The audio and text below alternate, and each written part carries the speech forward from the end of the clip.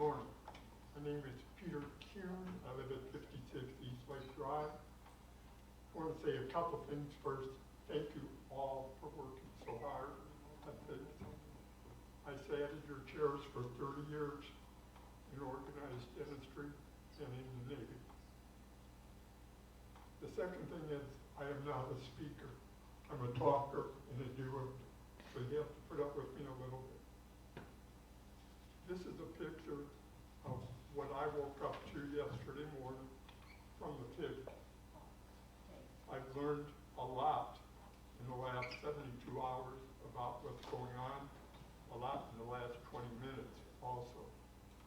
My reason for talking to you is I worked from 11 to 11 yesterday, correcting what was damaged on my property for 2 pellets of sod I had installed. The quick story is I had a pallet installed 4 weeks ago. Fantastic, both at my house and my partner's house in Halifax Plantation. Best sod ever. That's what this was. It looked so good, I hired the same guys to do some more at my home on East Lake. Fast forward, they installed that a week ago Saturday. Sunday morning, I see 5 hogs at the corner of Colbert and the street that goes to the boat ramp. I immediately, because it's Sunday, I know nobody's working, I call the front gate and say, hey, pigs are around. Moving forward, South Lake and Hidden Lake gets hit, I now know. I didn't know anything about it. I find there's a gentleman here who's working very hard on the issue, and I really appreciate that. But now, this week, they proceeded, and it started on Sunday night, and yesterday I talked to 8 neighbors who got hit. None had new sod like me that just tore everything up. It's all minor except one house that the place isn't done very well. I tell you this because to me, this reminds me of the old story is you don't know what it's like unless you're pregnant to see how bad and how terrible you feel. So whatever we can do to get rid of the hog, get the fences fixed, and keep the hogs out, I would appreciate it. Yes, sir. Thank you. Appreciate it. Thank you. This microphone is not working. But why don't we take the opportunity, Vanessa, give us a brief update on the hogs, please. Sure. Yours isn't either. Here.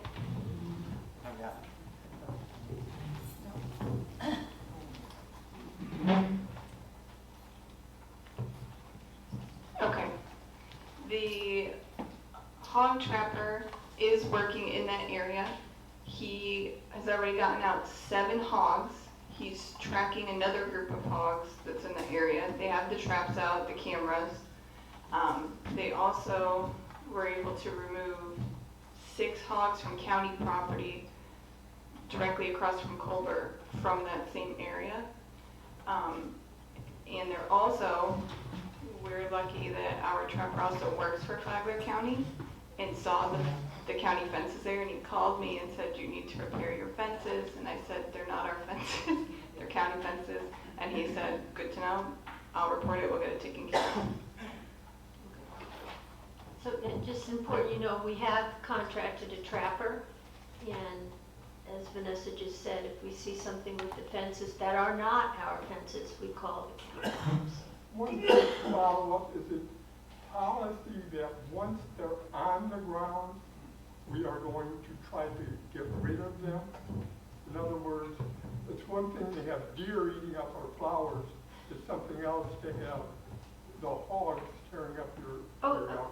Yes, when they're on Grand Haven, we're following them and we're trapping them. Okay.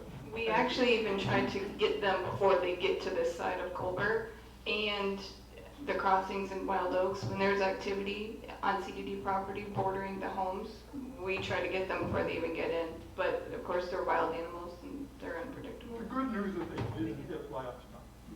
That's Like they good. protected wiring down and a whole bunch Great, of stuff.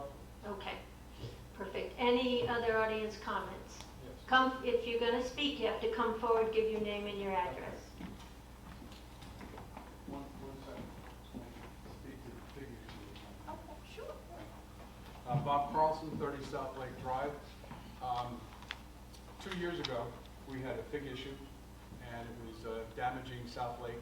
A number of homeowners got together, hired a private trapper, and we did catch 6 pigs, and 1 pig of the 7 was killed on Colbert. And I want to thank the board for hiring a trapper after many years of not. The trapper was very effective. I have been in communication with him since, whenever we see an issue. So we set up a network of emails and an email list of all the people. I put Peter on the list today, who report issues of the pigs, sightings of the pigs, or where the pigs might have done damage. And that's where the trapper goes and puts corn down to see if that's a good place to put the trap. The problem seems to be the pigs moved around. We haven't had them on South Lake in 3 days. They've now had them on East Lake. So they move around, and it's hard to set a trap when the pigs aren't there and they're not eating the corn. I was informed yesterday he is setting up a seal trap with Peyton, his cohort, and they're going to set up another smaller steel trap closer north on South Lake. So they're trying their best. It's probably going to be at least another 2 weeks, maybe 3 weeks to catch the pigs. There are 2 groups of pigs of 6 now that we've confirmed using methods. And that's the issue. I just wanted to bring to your attention, if you know of anybody who has a pig problem around our area anywhere, tell them to contact me, and we'll be more than happy to put them on this broadcast list with the pig issue. Maybe that helps them feel a little better that something's being done. Thank you, very thank much. you, thank you. Yes, anybody else? Put his email out somehow so people know it's there. We will put it in the summary of the minutes. Donna? Good morning. Donna McGavin, Sandpiper Court. I wasn't going to address the hog issue, but I'll just bring up a fact that I brought up several years ago to the board. When Dr. Steve retired, I was on the Zoom call in my New York home, and Dr. Steve was gracious to give us all of his records and all of his files. And he had addressed to this board at the time, going back to Kevin Foley days, that fence needed to be repaired, and that was a county responsibility. And then I brought it up to this board several years ago when the hog problem was very prevalent here in Grand Haven. And I asked for that fence to be repaired, and I asked all of you to go to the city and go to the county and have it repaired, and nothing has been done. So this hog issue keeps becoming repetitive to all of us because this board has been absolutely just devoid of doing that. And that's why this has not been done. So this needed to be addressed going way back for many years. So the reason why I wanted to speak today was really to talk about that I had addressed this board last year, and I asked for Vanessa to be recognized. I just sent to all of you an email saying that Vanessa had done a yeoman's chore while Barry was absent. I continue to get messages from the community as a liaison and the communication intermediary between you and the residents. And the residents consistently think that Barry is still here. And I say, please contact the CBD office with any of your concerns and complaints, because they contact me via text messaging next door since I'm the lead. And then I tell them, and they say Barry is useless. And I say to them, I'm sorry to inform you, Barry is no longer here. I think we are not communicating to the residents enough, and I think it is time to send out an organizational chart announcing that Mac has returned to Grand Haven and tell them about the plethora of knowledge and experience that he has with Grand Haven, announcing Vanessa's new position and letting them know that Vanessa did do that information and took care of Grand Haven for the 18 months, and announcing what her roles and responsibilities are. I think you are not treating Grand Haven residents and letting them know how intelligent they are, and letting them know who the people are in positions and why they want to use the CBD office. And I think that will also help people to know who to contact for what purpose. And I think communication is the best way for the residents to be informed. also, I think, Mac, you are bringing us finally up to the level of technological advancement that this community has needed, because people cannot attend the meetings, and we were definitely devoid of that under the prior leadership that we had as the prior district manager, so I applaud you for that. So that was my message for today. Thank you. Thank you, Donna. We can send out an e-blast. We did do the Oak Tree announcement, but we need to send out another one since Vanessa's promotion.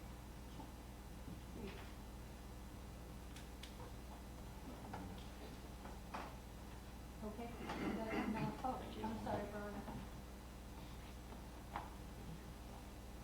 Good morning. I'm Veronica Reinhardt, 15 East Lake Drive. I had a couple issues that I just hope to have addressed by the board. Storm drains were a big deal for several months last year and this year, but now it's kind of fallen off and we're not hearing anything about it. I would like to ask that the status of the storm drains, the inspections, especially those where the test trees were taken down, could you publish those in either online or in the meeting notes? Could we get a report on those things so that we understand what's going on? Rainy season's coming, and it's going to start raining almost every day, and it's going to start to be a big deal. The I think, second, let me interrupt. Mac, that's on the August agenda? We're hoping to have the fact-finding group for the underground utilities threat on August. So that will be covered during that time. We need a little more time to work some things out. Yeah. I assume there's ongoing inspections of the drains now, but can't we get some kind of report monthly of what's going on? I understand it's coming up in August, but that doesn't, communication-wise, we need to be better.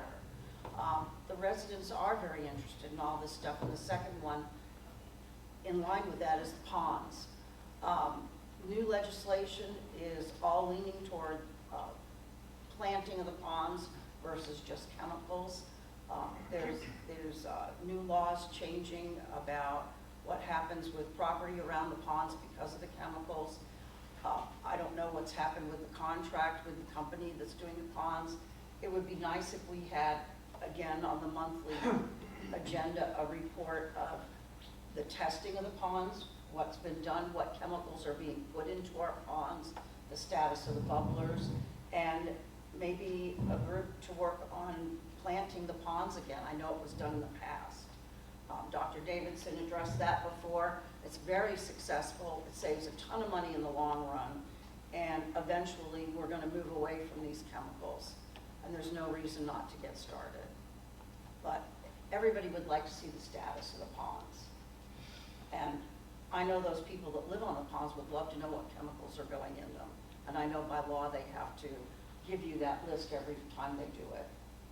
So could we have that put into writing in the agenda every month, a report? We'll have to look at that. I mean, it sounds easy, but once again, it's another administrative task. I understand the residents want to know, but we'll talk about it and see what we can come up with. I know we have, I don't know if you've noticed on the agenda, there's an RFP coming up. So there will be accountability once that is out and we see who responds to it and how things are answered, and how the reaction is to newer legislation. So I'm not going to tell you today absolutely. I'm going to say we're going to work on it. It's, we're going to see what we can come up with. How can we get information on the chemicals that go into the ponds when it happens? Well, If you make a request, we'll give it to you. If you want a monthly report of what's going on, Veronica, just send me an email and we'll get you that information. But to get it in the agendas, probably not a problem. We just got to get the format for a report. I'll look into it. I think it would be helpful. I'll look into it. And I know people are interested. I know last year when they nuked the pond behind my house, the alligator ended up in my pool. And, well, and the thing is that, which had nothing to do with the CBD. Right. But the bottom line is the chemicals do go in there and it's a significant effect. Well, and every pond is different. Every pond is It's different. not like every pond gets treated with the same chemicals every month, so, I mean, But again, I know as, it's a I've talked to process. It's, you know, it would be a process to put it together and to send it out, and, We'll work on it. I mean, we have to find, we have to find a place where it can go. It might not be for, to be put on the agenda, but there has to be a place for it. So, that would be great. Yeah, I'm not so big on putting on the agenda. I think the information has to be available to people. Well, it's part, I mean, right now, we're working on an app that's, you know, not to get ahead of myself or get ahead of us, but we're working on an app that will help communicate.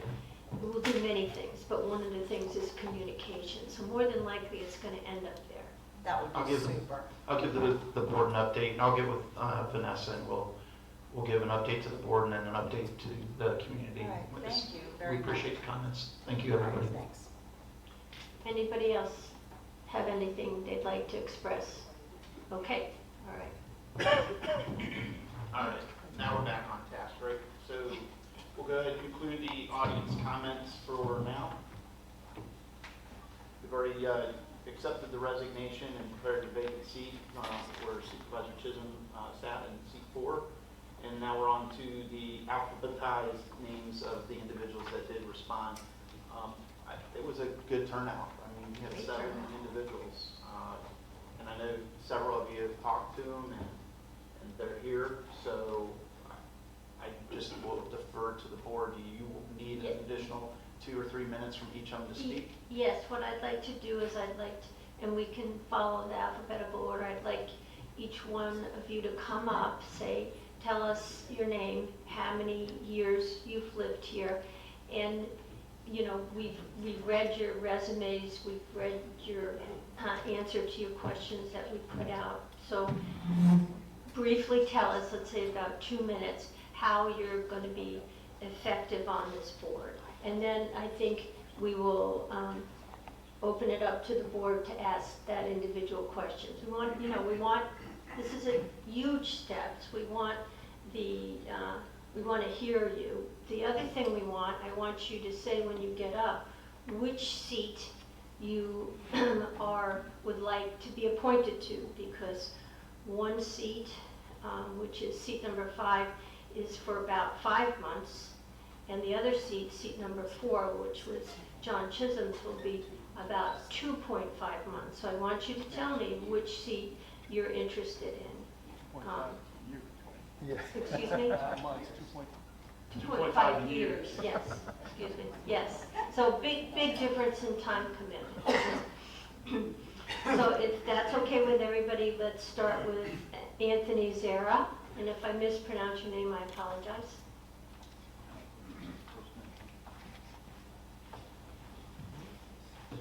Good morning, everyone. I'm Anthony Zera, and I live at 15 East Lake Drive. And I'm here today for seat number 4. And I'm really interested in serving on the committee for reasons of my background. Over 40 years of financial management in various and sundry industries. And I feel like I can add to the board and give a little bit of depth to the board, and just want to enhance the financial management aspects, budgeting aspects of the committee, and make sure that we're serving the needs of the community as best we can, economically, efficiently, and responsibly. With that, that's all I have, and if anybody has any questions. Rich? No questions. No questions. problem. Okay. Well, first of all, I'd like to say thank you, because you've already served the board by being on the fact-finding group, and that's a commitment, that's great. And I think I read in your summary that you said you want to bring more residents' concerns and needs to the board. Do you have a specific mechanism or method to do that? Do you have something in mind? Not anything particular other than be amongst the community, engage my neighbors in just asking general questions, how they are, how they're doing, any specific concerns or areas that they would like to see addressed by the board, and then bring those comments to the board and the meeting so that we can again show the level of transparency and responsiveness that we hope to achieve, and the things that we're doing currently, that the board is doing currently to achieve that, and just really augment that and support that effort. Okay, thank you. Thank you. Okay, next is Janet Greenwood. Actually, that mic's working better than the other people. Say that? It was about the microphones. Oh, okay. Go ahead, Janet. Good morning, my name is Janet Greenwood. I live at 51 North Park Circle, and I've been a Grand Haven resident for 7 years. I'm a 20-year Air Force vet and a retired aviation safety manager at the FAA. I spent most of my life in public service. Throughout my career, I've managed complex operations, multi-million-dollar program budgets, and regulatory compliance across organizations of considerable size. I know what budget discipline looks like in practice and why it matters. At the FAA, I've led cross-functional teams making high-stakes, data-driven decisions under public scrutiny. While the scale may be different, the environment that the CDD board operates in is similar. What draws me to the seat is our community. I serve on the MATC, or the Modification Architectural Design Committee, and that's a mouthful, and also on the CDD Communications Fact-Finding Group. I've been a key driver behind what was mentioned earlier, the new residents communication and field workflow app. This project is something I believe in, that good governance requires transparency, constructive interaction, and positive communication with our residents. I'm versed in the challenges that this community faces: aging infrastructure, tree roots that threaten our utilities and surfaces, stormwater pond management, and tension among our many amenities that compete for limited space and resources. If appointed, I will work to preserve our infrastructure, enhance the quality of our amenities, and protect our financial assets. I don't come with an agenda, I come with a process. Listen, engage with stakeholders, gather data, build consensus, and make sound decisions. That's what I practice in my professional life, and that's what I would like to bring to the board. Thank you. Rich, question? No. Kevin? I have one question. You listed a bunch of things when you were just talking, Janet, about things that are important to you, including the infrastructure, underground, above ground, and all that. Also enhancing our amenities in a high-quality way, something to that effect. Do you have anything specific in mind when you say that? Well, I think we need to look toward the future. Our community is aging. Some of our amenities may need some assistance. The gentleman talked about croquet earlier. That's just one of them. And obviously, they're all amenities for the community, but there may also be new amenities in the future that we're not aware of that, may be of interest to our members. Also, the trees and the stormwater drains, I think we need to work together as a community, not only with CDD, but with the Masters Association. And Dr. Steve has done a lot of work, and some of our residents are arborists, to come to a solution that's best for the community, something that we can all live with. We may not everybody get everything they want, but we really need to look out for the best interest of the community. Okay, great. Thank you. Well, Janet, and I'll repeat this thing. You've served both the CDD and on the Communications Fact-Finding Group and the HOA, and we thank you for that. We especially thank you for serving on the Communication Fact-Finding Group, because that is, you guys are going to bring us into the correct century and decade, because we're behind, there's no question about it. And since you have been on both sides. You've been with the HOA and you've been with the CDD. And you mentioned, you know, that you've led cross-functional teams. Do you see, I mean, I would love the CDD to extend the olive branch and have some kind of relationship with the HOA. Do you see anything specific as far as how that might happen, or any ideas? I know Dr. Tabana was here. He's our liaison from the Masters Association. It might be wonderful if we had a liaison to the, or if the CDD had a liaison to the Masters Association, so that communication can go both ways. It's hard to work together if you're not talking together and understanding each other's issues. Okay, good. And you have put your hat in for seat number 4, is that correct? Okay, perfect, thank you. Okay. I think this gentleman goes by Joe J, because of his last name, which I don't want to mispronounce. Go ahead, give it a shot. Let's see. All right. Janayukatis. Close, Genikaitis. So Okay. if you phonetically spell it. Like it's- meningitis, so it's like It's- it. In college, my RA used to kid about that, and I'd say, you know, he's got a case of meningitis, and I told him, I saw the girls he hung around with, and it was not meningitis. So. Good morning, everybody. My name is Joe Genikaitis. I live at 18 Tanglewood Court. I have a very eclectic background. I do want to let you know that I would look to be appointed to seat 4, but I am also running for and already registered for Kevin's seat, number 3, in the fall election. So we have that. So I'll just kind of run through a very high overview of my life and what would probably be very beneficial to this group. I've grown up in businesses. My family had many throughout the years. I've run several of them. I've also worked for family members as project management and excavation companies.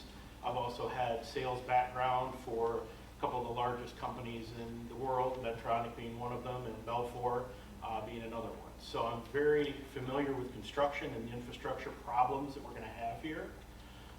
Even though I've only lived in Grand Haven about a year, well, less than a year now, we bought our house here 3 years ago. I actually moved my aunt and uncle down here 26 years ago. My sister had a house in Grand Haven for several years as well. So I've been very familiar with this community and how it's grown, and also how it's seen in the overall Palm Coast area. You know, a lot of people talk about, you know, hammock dunes, and then as soon as that's spit out of their mouth, they talk about Grand Haven. So we are one of the elite communities in this area. So how we need to go forward and actually keep that going, I believe, is first of all making sure that, you know, being a 30-year-old community, that we do keep up our infrastructure, we do keep up our amenities, because those are important to the people that live here. And it's going to be a tough balance, because I know, because of a construction background and being in Michigan where we had, you know, freeze thaw all the time, it was even worse than here. But there's a lot of technologies we can look at, you know, like this storm drain issue. There's things called pipelining, pipe coating, that you can actually, since those are concrete pipes, you know, they cracks, the roots go in, they break the concrete. A lot of times they can go through, they can clean that out, and then they can line it or coat it, and that may be more cost effective, because what they're doing is they're putting a new polymer in there, and it may be more useful. So again, looking at new technologies that could help us out. So, you know, that's pretty much all I have to say. If you have any questions, please feel free. Rich? Kevin? No, I don't have any questions. Have you worked, Joe, in a community where you've had to kind of balance the preserving the community's aesthetics with the reality of the cost?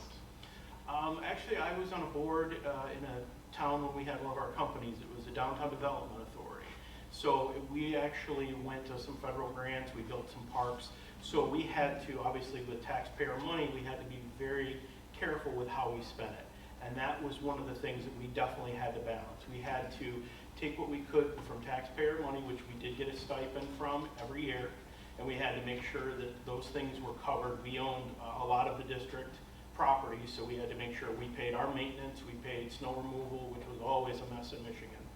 So we did have to have that balance between what we took in and what we were able to spend out. So we had to also obviously have community involvement. We had board meetings monthly, and we did work with the public, and one of the things that the public wanted was for our downtown to be more aesthetic and more friendly. So that was where we actually put in a couple parks and things like that. And we did go and get grant money for that. I worked personally, I actually was head of the board during that part of that time, and I worked hand in hand with our grant writers. So yes, working with the community and listening to, and one of the things that's unfortunate is we have to prioritize. And you know, having a limited amount of money, unless we can find ways to get more money, which a lot of times the folks that live here are like, whoa, what are we spending all this money on? Why do we have to pay more? And again, I think that goes with communication, being able to say these are the things, like the RFP for the flowers and maintenance is very extensive, so. Okay, thank you. Yes. Thank you, Joe. Thank you. Okay, next up is Kathy Myers. And Kathy, I'm going to start by saying thank you for your serving with the HOA. I know you've put a lot of work into that, and congratulations, because you've already captured a seat on the board. You ran unopposed, so Thank you. welcome. Good morning. Thank you for the opportunity to speak to each of you today. I've applied for the temporary appointment to seat 5 because I'm committed to serve our community. Over the past couple of weeks, I have had the opportunity to speak with some of you and share my vision for the future of the community. My application provides an overview of my background and professional experience, but what it doesn't provide is what's in my heart. I love Grand Haven, and I would welcome the opportunity to make a contribution to this community, something that will be noticed and appreciated by our residents. As a resident of nearly 20 years, I have witnessed firsthand the growth and evolution of our neighborhood. During that time, I have developed a deep appreciation for what our CDD has accomplished and the positive impact it has had on the community. At the same time, I believe there are opportunities to build on that success to continue making improvements that benefit our residents. My goals are with the new Board of Supervisors. It is an ideal time to carefully evaluate our budget and expenditures, ensuring we are maximizing our resources and providing transparency to the residents. I also believe strengthening the partnership between the CDD and the HOA would lead to a better communication and more effective decision-making for the benefit of our community. That's reaching for the pie in the sky, but I think it can be done. And if we can even go halfway, that would be an accomplishment that I would be proud to have. I would like to have a system established where our residents could interact with board members, question and answers session without being timed. And I believe with the communication act that's that's in the process of being set up, that's the first step in the right direction. And I know everyone has worked very hard on that. We need something like that. It would be my hope to establish a better dialogue between board and the residents, especially on topics that may divide the community. One being the tree issue, for example. That's been the biggest division that I've been able to witness. I'd be honored to serve on the CDD and bring my experience and perspective and commitment to this role, and I look forward to help guide our community forward. And one thing I can add is, after meeting with each of you, and I know from experience you get this perception of how things are, but once you sit down and talk and you can communicate with people, boy, did my mind change, and I think that that's what every resident should experience and be able to be a part of, because there's a lot of things you do that they may not understand, but that communication is so important. and it has been for me when I was allowed the opportunity to talk to each of you. Okay? Thank you. Rich? No question. Kevin? Yeah, I gotta turn my mic on. Kathy, you mentioned that your mind had changed, and maybe I missed it, but can you just give me an example of one thing maybe that you may have had a preconceived notion about that was changed in your conversation with any of us? Well, mainly with the management. I've been on HOAs. I've never been on one that had a management team like this HOA and the CDD does. But what changed my mind with the management, especially with them when we sat down and talked, was that, first of all, if they didn't have the answer to one of my questions, I got the answer the next day. And it was just the little things, like, why are you doing this? You know, like I had a question on why were we paying interest to a bank when we had all that money in there? And I was given the answer the next day on why. Actually, we weren't, but it was there because we have in the past. But it's just the little things like that where I've asked questions and have gotten the answers. Okay. Mainly the management team, because people always are quick to judge on how the operation goes until you sit down and actually ask questions about it. Yeah. Okay, great, thank you. Okay. Okay, thank you, Kathy. Yep. Thank you. Michael Flanagan?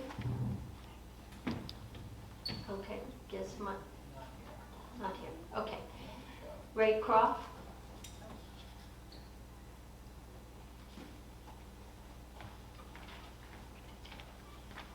Good morning. My name is Ray Crove.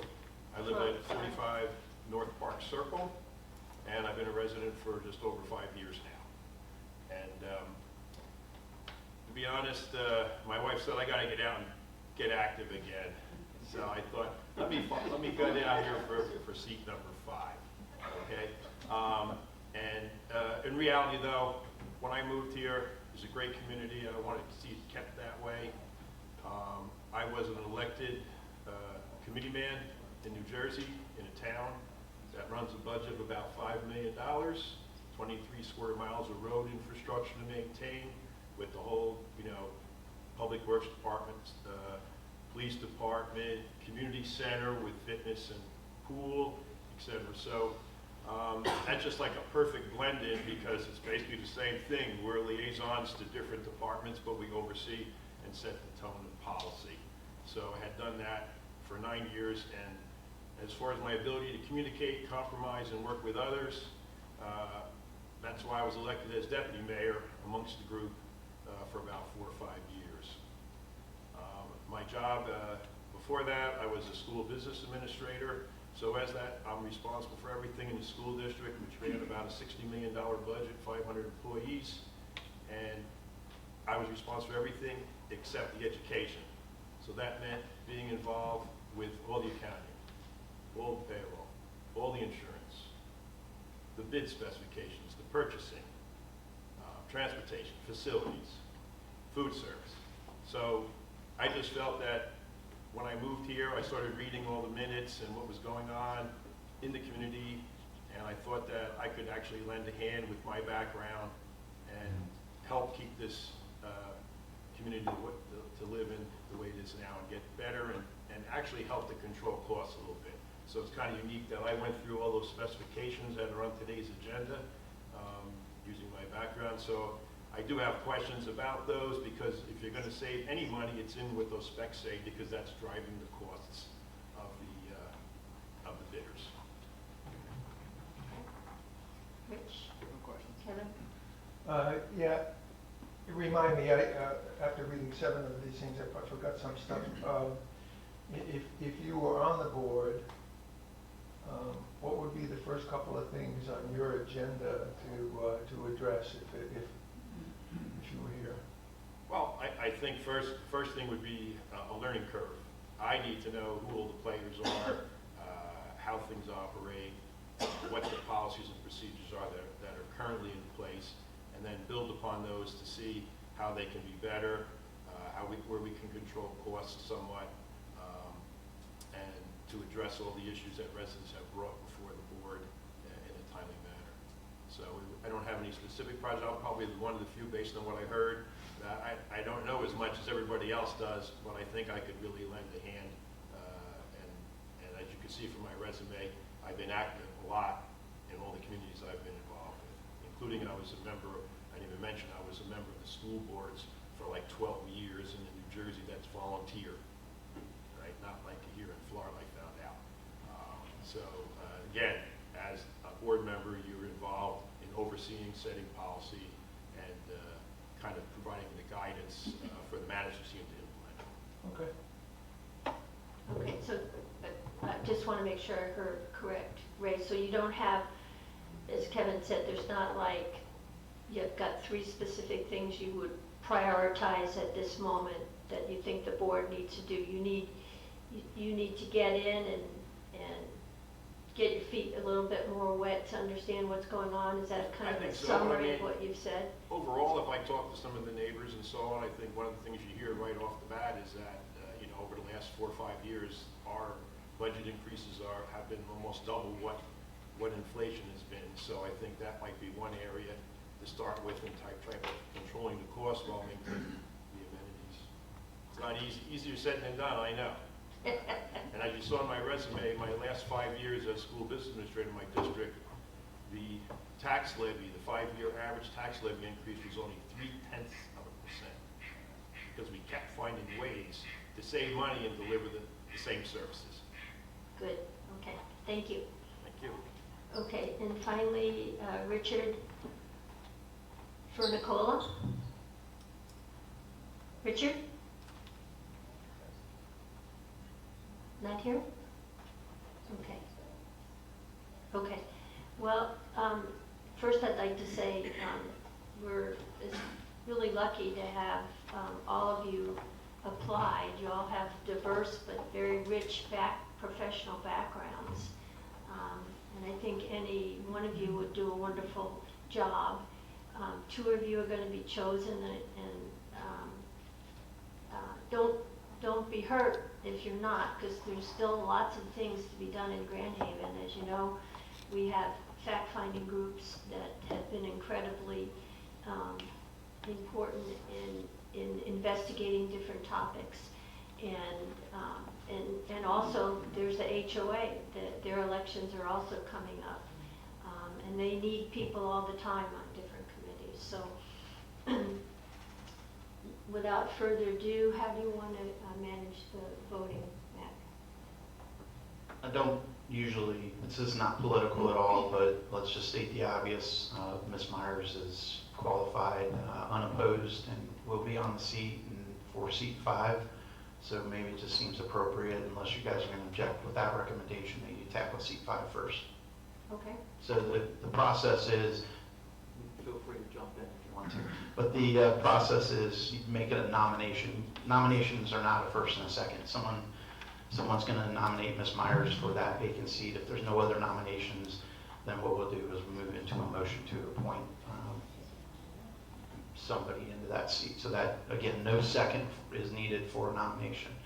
If there's multiple nominations, we'll go through that process if we hit that milestone. I'll nominate for seat 5. Okay, who are you nominating?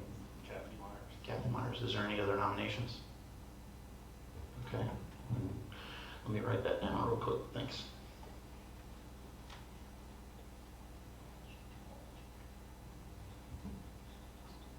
All right, is there a motion to appoint Ms. Kathy Myers to the vacant seat for the unexpired term that's left in seat 5? Motion is made by Supervisor Foley. Is there a second? Second by Dr. Merrill. District Council, do you have any comments before we go there? No comment. Okay. All in favor? Aye. Any opposed? None being opposed, motion passes unanimously for Ms. Myers to fill that seat. Kathy, if you'll step up, we're going to swear you in, if that's okay.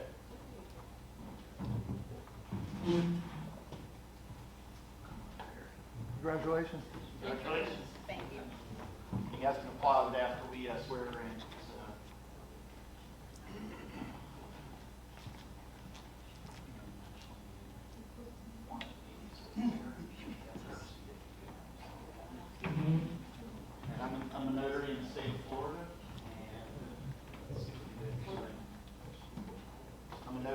the state of Florida, and so duly authorized to swear you in. There are two oaths of office. One is the CDD oath of office, the other is the state. So just to get through the awkwardness of it, I'll do both of them. Okay. So if you want, you can raise your right hand and repeat after me. I do solemnly swear or affirm that I will support, I do solemnly swear or confirm support, protect, and defend protect, and defend the Constitution and government the Constitution and government of the United States and the state of Florida, of the United States and the state of Florida, that I am duly qualified that I am duly qualified to hold office to hold office under the Constitution of the state, under the Constitution of the state, and that I will well and that I will well and faithfully perform the duties of and faithfully perform the duties of Grand Haven Community Development District, Grand Haven Community Development District, on which I am now about to enter. in which now I'm about to enter, So help me God. so help me God. All right, congratulations. I'm going to read this next one, so to help you out a little bit. I'll read it, and when I pause to state your name, I'll read the entire thing, and at the end, just say, I do. Okay. I state your name. Kathy Myers, Raise your right hand. A citizen of the state of Florida and the United States of America, and being employed by or an officer of the Grand Haven Community Development District, and a recipient of public funds, as such employee or officer, do hereby solemnly swear or affirm that I will support the Constitution of the United States and the state of Florida. I do. Oh, you're in that. All right, congratulations.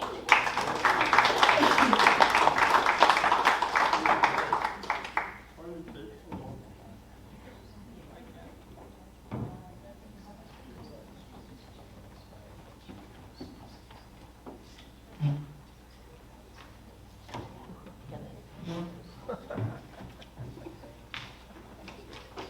We're going to get into the board code of conduct and the other sheet, your supervisor sheet, where you put in your information a little bit later. Okay. All right. Congratulations. Welcome. Thank you. All right. Same process, Madam Chair. If somebody has a strong feeling and maybe wants to go first and talk about the vacant seat, which is the 2.5 remaining years on seat 4, same process. There's a nomination. If there's no other nominations, then a motion. But does somebody have a strong feeling about a nomination? I'd like to nominate Janet Greenwood. I think she's already demonstrated her commitment to the CDD and to the community, because she served both boards. And I think we need someone like that on this board. And her professional background is outstanding. So I'd like to nominate her. Do we have a nomination? Is there any other nominations? I would also like to make a nomination. Okay.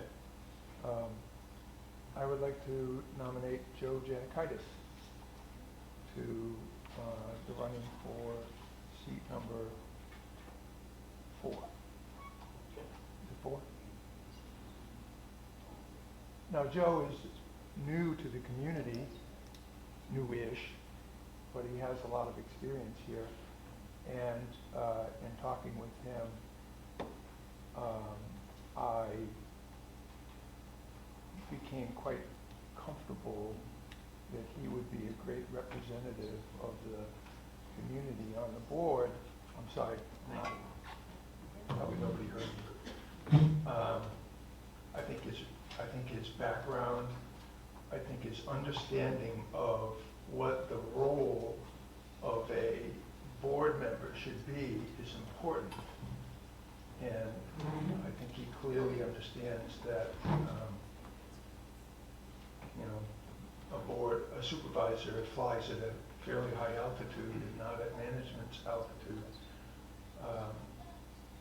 But also, being new, I thought was, at first I thought that was something that was not so great, but the more I thought of it, and talking with him, he does have an understanding of the community, and I think that having absolutely no agenda or preconceived notion of what ought to be done is kind of positive. So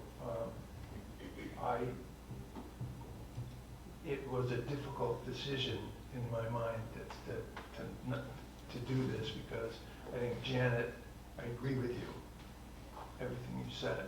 I agree with everything you said about Janet, and she would be a great member of the board as well. But I'm nominating Joe. We have 2 nominations, and so at that point, I'm just going to go down the line. Supervisor Mayor, do you feel strongly about either one of those candidates or nominations, or do you have one of your own? No, I feel strongly about Janet. Okay. Everybody turn your microphones on. I don't Sorry. help. My preference would be towards Janet because of what she's already participated in. And you're in the hot seat now, so Supervisor Myers. So you have the same option. You do have a vote now. You're on the board. You're duly sworn in. So you can tell us you have a strong opinion about either the candidates been nominated, or you can make a nomination of your own. I would stick with Janet. I think she would serve this board based on her experience and how she's already been so involved with the board and with the community. Seems like you have a consensus. Kevin, you would go along with the consensus, I think. Okay.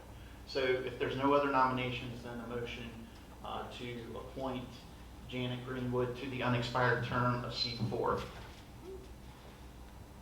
Just need a motion. I'll make it. Okay. So we're going to have a motion for from the chair and a second by who? Supervisor Mayor? Okay. Any further discussion? No. All in favor? Aye. Any opposed? None being opposed, motion passes unanimously. Good job, board. You got yourself fully, you got all seats filled, and that's a good thing. So Janet, if you'll come up, we'll go through the same process. I feel a little unqualified considering she outranked me in the military, but that's okay.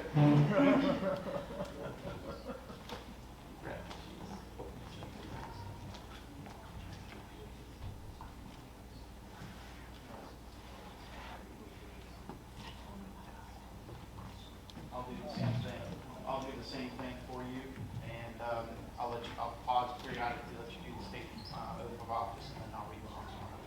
So if you raise your right hand, repeat after me. I do solemnly swear or affirm I do solemnly swear or affirm that I will support and protect that I will support and protect and defend the Constitution, and defend the Constitution, the government of the United States, and the government of the United States, and the state of Florida, and the state of Florida, that I am duly qualified to hold office that I am duly qualified to hold office under the Constitution of the state, under the Constitution of the state, and that I will well and that I will well and faithfully perform the duties of and faithfully perform the duties of Grand Haven Community Development District, Grand Haven Community Development District, on which I am now about to enter. on which I am now about to enter. So help me God. So help me God.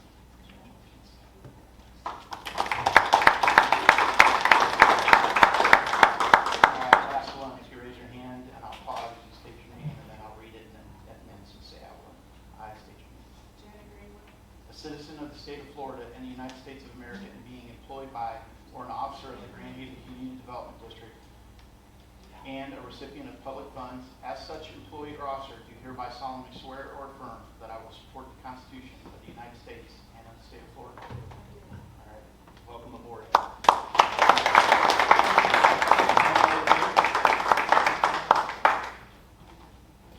We'll get these all filled out. Get your stuff there.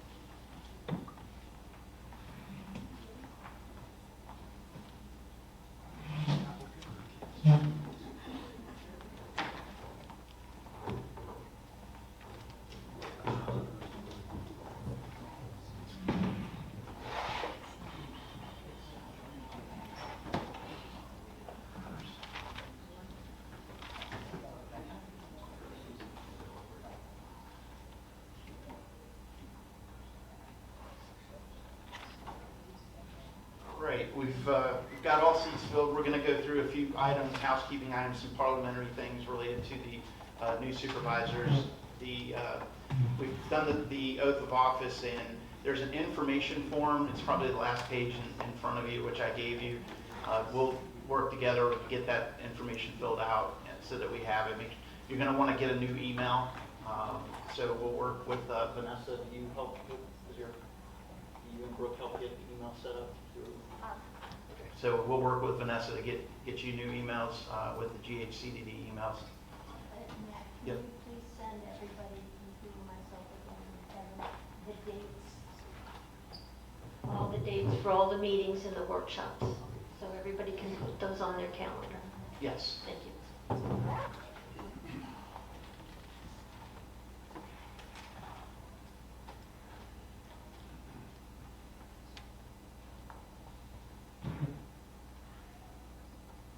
Okay, thank you. The new supervisor form, again, we'll fill that out, and we'll also get you set up for payroll purposes. The Form 1 is, you can find that on the Florida Commission on Ethics website.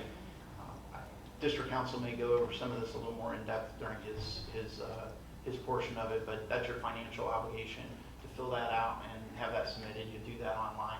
It used to be you do it all on paper and then you'd have to send it in. It was quite a cumbersome process. Didn't they have to do that, didn't you? Well, I you did. did, okay, Janet has to do it. You Yeah. did it because of, Yes, ma'am. yeah. That's good. So any questions about how to fill that out, you can get with me and we can go over that and give you some examples of it. But they're not asking for the dollar amounts. This isn't like running for the state or anything at the state level. This is the CDD level. And then the review of the sunshine laws and supervisor duties and the code of conduct, I'm going to turn that over to district council. Okay, well, I welcome each of you, and I look forward to working with you. And I'll make sure that you have my information. You may have some questions about the things that I'm going to talk about right now because they're more complex than what I can say in a few minutes. There are some laws that you immediately need to know about and you become subject to as a public officer in the state of Florida. The first and probably most important and easiest to trip up on is the Sunshine Law. And the Sunshine Law has been a very important part of Florida law since the 1960s, I believe. And basically, it requires that a public board, which you are,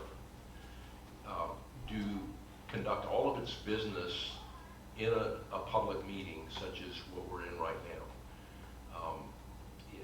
The meeting is noticed, it's open to the public, minutes are kept, and no business of a governmental entity in Florida can occur between the board members outside of the meeting. Now, we have a meeting monthly, a workshop meeting less frequently than that. And it's at those meetings that you supervisors can interact with one another. And that means that in other times you can't regarding the public business. Now, you don't have to cross the road to the other side if you see Dr. Merrill coming. You can interact socially, but any topic that is before the board for decision or is likely to come before the board for decision has to be discussed in this room in a public meeting. And the most difficult issue in that seems to happen with emails, because in our society, I'm the same. You know, when I want to communicate and get information about something, you know, I type out an email and I send it. And in the business world, in the HOA world, that's common and it's a great practice. Because of the Sunshine Law, we can't do it here.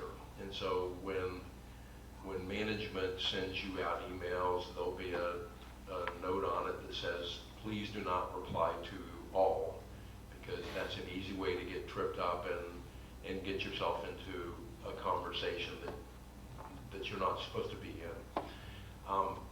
I've noted in the past, sometimes my board supervisors don't take this seriously. It's always a problem when there are violations or inadvertent violations. But you should know that in the state of Florida, there are public officials who have gone to jail for a violation of the Sunshine Law. It is a criminal offense. It carries a fine. It carries potential jail time, but beyond that, it's very uncomfortable to find yourself on the wrong side of the law. Social media is another area connected with the Sunshine Law. Many people love to use social media and to communicate by that, but if you put out a position on CDD business on a matter that's to come before the CDD and you put it on social media, then there's a pretty decent chance that some of the other supervisors sitting in the room will see it and maybe inadvertently respond to it. So social media is another area where I recommend that you don't discuss public business. You mentioned, one of you asked about it, or I think Howard mentioned it, there are dedicated email accounts that are available. The reason that we suggest you do that is another part of the law, which is called the public records, and I'll get into that next.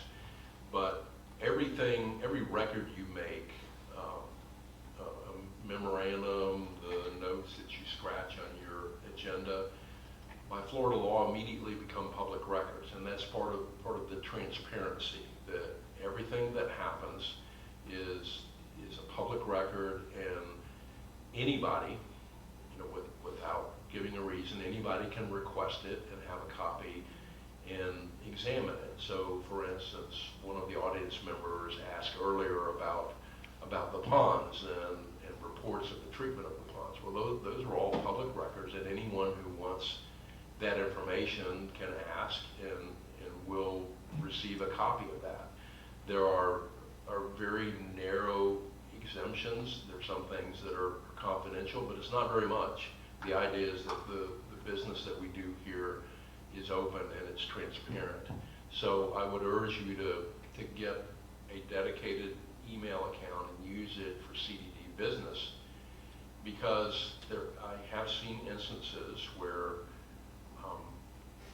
someone is disgruntled or disagrees with something and sends a public records request to all of the supervisors wanting any communications that they've had on this issue. And it becomes awkward if those communications are mixed in with your regular email, because then you may be in the situation where a lawyer or a judge, somebody has to take a look and go through your emails and try to find which things apply to it. Generally, the public records are kept by the district manager. The district manager's office is the custodian of public records, and so usually when a request comes for a public record, it comes to the manager. But once in a while, it might come to you. And if you keep a record that is responsive to that, then you'll need to turn it over to the district manager so that it can be produced. You're not required to keep any records. Most supervisors do. They keep notes, they keep agenda packages and things like that, and those are public records.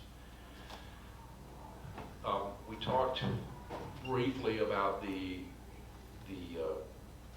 disclosure, the financial disclosure obligations, and there's a form, Kathy, you filed yours because you ran for office. Janet, you'll need to do the same. There's an annual filing. You need to make sure that you do it. It is online now, and my sense is that most of my supervisors get adequate notice of that. But as your new first time, you need to just be aware of that and make sure it happens. And district manager will give you reminders of those things. To go with that, there is a public officer's code of ethics, code of permissible, impermissible behavior for public officers, and it's contained in Chapter 112 of the Florida statutes. The agenda contains a summary of that, which is actually quite good. It gives a sense of what things are forbidden, but it's intuitive for the most part. And the Sunshine Law is counterintuitive, but the Code of Ethics is intuitive, And basically, you can't use your office for your own personal gain. You can't do business with your relatives. You can't steer contracts and money to people in your family, which seems sensible, although it seems to happen all the time in government. And I invite you to read that or to reach out to me if you have questions about that. There is one other thing that's required as of a couple of years ago, probably 3-4 years ago now, that public officers, which include yourself, are required every year to take a kind of a continuing education type of course. It's a 4-hour course that covers some of the basics of the topics that I'm talking about now. And a recent law required you to take that course every year. You will not have to take it this year because there's a cutoff at the end of March. But next year, you'll need to sign up, you'll need to complete that course, and then each year when you do your filing, your public filing with the Ethics Commission, you'll need to say, yes, I took that course. You won't need to do that next year because it talks about this year's course. But in 2028, you'll need to sign a certification that you took that course. Let me move on to the Code of Conduct, which I believe is in the agenda package. Yeah. And on that big screen, wow. Yeah. This is something that quite a few years ago, Grand Haven earlier boards decided to do, and it became necessary because in the past, sometimes the conduct of these meetings has not been what it should be, and I'm happy to say, over the more recent years, it's been much better than it was early in the CDD's history. But the Code of Conduct is intended to make the meetings congenial, to engender respect and courtesy toward one another. And another thing that it does is it contains provisions about how you as supervisors treat the staff and employees of the district. In understanding conceptually will help you to do that. This board, as supervisors, you're in an oversight role. You're in a high-level role, and your position is to set policy, but not to manage and run things. Under Chapter 190, each CDD is required to have a district manager. The district manager has the day-to-day operational control. And so when you have concerns about something, for instance, if you see an employee doing something that you have a question about or you disagree with, rather than go to that employee, you go to the district manager because it's his job to manage that person and to correct that. Those provisions are in there because in days past there were instances in which supervisors tried to manage employees doing their work. And of course, I have worked for 5 bosses before, and if they all tell you something to do that's different, you're gonna have a huge problem. So that part of the Code of Conduct is intended to help things run smoothly, help the staff do their job, and help you as the board to understand what your role is. One last thing I'll say about that is the Board of Supervisors is what's called a collegial board. And what that means simply is that you act together. So you discuss and you make decisions in the meetings, and when a majority makes a decision, then that's the decision of the board. And your job is to support that, not to go around it, not to try to undermine that, because the decision, let me say it this way, each of you has no authority separate from the board as a whole. And if we operate that way, then things get done. You do your job, the manager does his job, the staff does its job, and we get things done, and it runs well. I'm district council. I've been here since 2008, like I famously like to say, since Steve Davison had dark hair. Thank you. And we wrote code of conduct together. And we did. And so I've been pleased to be here. I'm pleased to work with both of you as I have other supervisors in the past. I am available to you. Anytime you need to talk about something, that's my job. I will talk to you. I will keep our conversations confidential.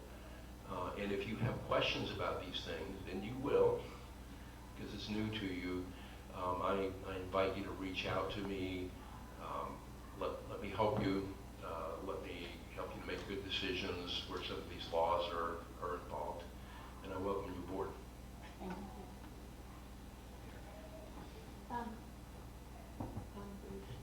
We will need to amend the code of conduct as it makes references to the ops manager and ops supervisor, so. Correct. Title changes. Title changes. Yeah, there's a bunch of places. Yeah. One thing I didn't say, but I picked it up as I listened to this, it sounded like one or both of you may still be or may have been active in the fact-finding groups. And now that you're supervisors, you will need to back away from that. Well, actually, can I qualify that? You can. Janet will be taking over. As you know, Nancy was the board member with the fact-finding group. And when Nancy was unable to attend, I would. So since Janet's been so integrated in that group, I would like her to take over that position. So. And I think you were involved in it too, so we couldn't have both of them. Yeah, we can't have both, just one supervisor. Is that okay with you, Janet? Yes. Yeah, the key thing is that the two supervisors can't work together in the same fact-finding group because it's a sunshine law. And I'm no longer involved either. And you're what? I'm no longer attending either. Okay, so perfect. Okay, works out great. But you do have that one task to do. That's separate. We can handle the code of conduct outside the meeting, so we'll revise it, make sure it's up to date with the correct terminology and individuals. One thing that we need to cover is the coding, the conflict. There's a 8B conflict form. The only time you're going to have a conflict is if you're standing to basically financial gain or someone in your house or your family. I would stay away from that. If you think you have a conflict, you need to reach out to district council and he'll reach out to me. He'll give you the legal guidance. He's here to work on behalf of the board and the supervisors. Outside of that, you may not like the motion, you may not like the decision, but you have to vote. So you can't say, oh, I'm just going to abstain. That's not permitted. If you do not vote, it'll be counted as a for the motion. So does everybody understand that? Okay, I want to make sure. Because I think that was brought up maybe a few weeks ago. And I want to make sure if you do not say anything, it'll be counted. It won't be counted against, it'll be counted affirmed. Thank you. I think it's also important, and Scott brought it up, and that we all understand it, is that once a decision, we voted on something, it is the board's responsibility to carry it forward and not try and undermine it, because occasionally that happens, and there will be times when, you'll be outvoted on something that you might not like, but you're a member of the board, and you have to uphold it. All right, the last thing that we need to do related to the new appointed positions is we have to adopt a new resolution which designates officers of the district. You have me on there. The only thing that we will remove off of here would be Joanna Lee. I think it's going to be Patricia Kerr will be the treasurer, and then the assistant treasurer would be Scott Smith. My recommendation to the board is you have the election coming up, usual and customary, you can do what you want. But usual and customary continue with the same seats except for the fact that Supervisor Chisholm was the vice chair. So my recommendation to the board is keep the continuity with the chair through the November election, and then you'll go through this whole thing again in November, which is usual and customary. But you should endeavor to appoint one of you as the vice chair. The same process. There's a nomination before we throw out votes. You don't need to have a second on the nomination. And then everybody else on the slate of the board will be appointed as the assistant secretary, minus Jacqueline Ledger, who will be appointed assistant secretary, or in addition to, Jacqueline Ledger, who is appointed assistant secretary, and Patricia Kerr will be appointed treasurer, and Scott Smith, assistant treasurer. You may ask yourself, why is Howard not your treasurer as the district manager? There's a separation of duties that I've created with my business model and my relationship with Vested doing the back office for the district. They have their own agreement, I have my own agreement. So the separation of duties means I can approve invoices, but I don't sign the checks. That's an internal control process. So that's a good thing. So with that, if you all nod and generally say that's where you want to go, then we're looking for a vice chair. That's a tough one. It's 4 months or whatever it is, 5 months, and then you're going to be back here again. So if that helps you or doesn't help you, but your board of conduct says I don't get involved in politics, so I'm going to stay out of it. Madam Chair, I'd like to nominate Supervisor Mayor for vice chair. Okay. Anybody else? No? So that was made by Supervisor Meyer, and she is nominating Supervisor Mayer for vice chair. Is there any disagreement with that nomination? Any other nominations? Looks like we're all looking that way. So, I got to make a motion to make that appointment. We're going to adopt a resolution with these appointments. So the chair person would continue to be Dr. Merrill, and then the vice chair would be Supervisor Mayer, and then Howard McGaffney is secretary, and then the remaining slate of the board will be assistant secretaries with the others that I read into the record. So the actual resolution is 2026-09. It's a resolution of the Board of Supervisors of the Grand Haven Community Development District designating certain officers of the district and providing for an effective date. And that effective date is today, June 18th, 2026. So I need a motion to adopt the resolution as read. So, Motion by Dr. Merrill, is there a second? I'll second it. Second by Supervisor Foley, all in favor? aye. None being opposed, motion passes unanimously. Congratulations to everybody, and Mr. Vice Chair, thank you. So the Vice Chair will fulfill the duties of the Chair in absence of that. So if she's out of town and I need to get a document signed, it'll be you. She may not be around, or if I can't get a hold of her quick enough, you'll be the person we get to sign documents as well. We like to do electronic signatures, but we can accommodate in office because we have a great team now. And we can accommodate signatures in the office with wet signatures. Sometimes we have to have wet signatures on certain things that District Council puts out. But other than that, it's business as usual. Do you have any questions about your position? Not right now. Okay. All right. Got you now. Congratulations to the board. How about a round of applause for everybody?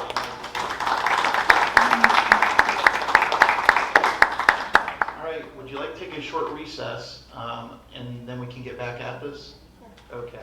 The time is approximately 10:28. We're going to take a short recess. So that means we're going to pause all recordings and all video for the short recess. Soon.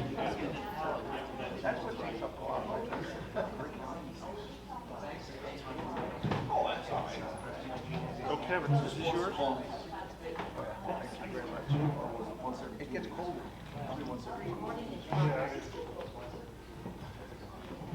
Jay, would you do that for me? Yes. You got it. Thank you.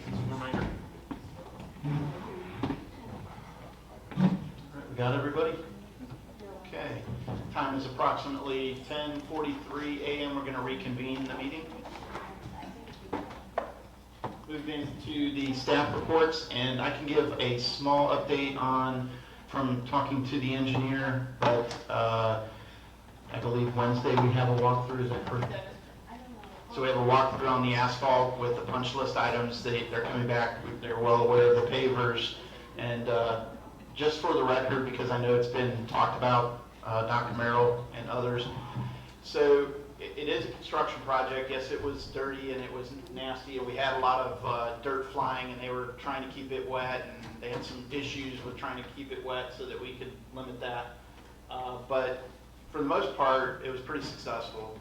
It's just not easy to shut down your core artery in Grand Haven at all. So we received lots of compliments, we received lots of complaints. We know that the MOT, which is the traffic management, was not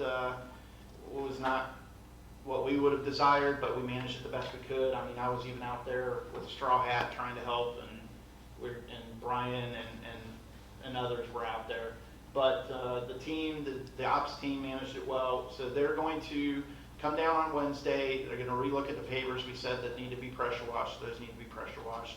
I know that weather got in the way of the guys when they were scheduled, but that's the update. So the remaining part of the roads where you see tar, we call it tar tack or tire tack coming off the asphalt, the new stuff onto the old stuff, that'll eventually fade over time. It's just an unpleasant part of resurfacing a portion of it and not the rest of it. Where they've done some turnarounds and caused some other unsightly things, we're going to be addressing that on Wednesday as well as some of the white stops on the side streets. So my goal is to hopefully get them to agree to, in lieu of some of the concrete that got busted, because you got equipment over there, and some of the pavers that got busted, that they would offset that, let us manage that part. We can do that in-house, but offset the cost of that with restriping with thermoplastic on some of the side streets right there as it comes out onto Waterside Parkway. So that's your update. I know some of it is less than what people want to tolerate, but that's as best we can get it right now. So good news, we got a 2-year-old project done, and Vanessa and the team are managing it well. So that's the engineer's update. Any questions? We're going to have the engineer come out to Medio, and Vanessa, I'll give you an update on that. Just why that's happening. I'll give you an update later. Just want to make sure that our engineer looks at anything that has to do with infrastructure or any possible failure. He has to certify. I said Medio, but it's not Medio. It's we do this all the time. Doc, what's the road that you live on? Thank you. I got another district that had some road subsidence, so that was what I was naming. Did he certify the pavement? Doesn't he have No, to? that's not done yet. Okay. All right. So we'll move on to the amenity manager's report. Jay, I'd like you to focus on the usage if you could. I know the board typically gets these things, and the way I like to run meetings is if you have questions, don't wait till the agenda comes out, or if it does come out and you have questions, don't wait till the meeting to ask staff questions.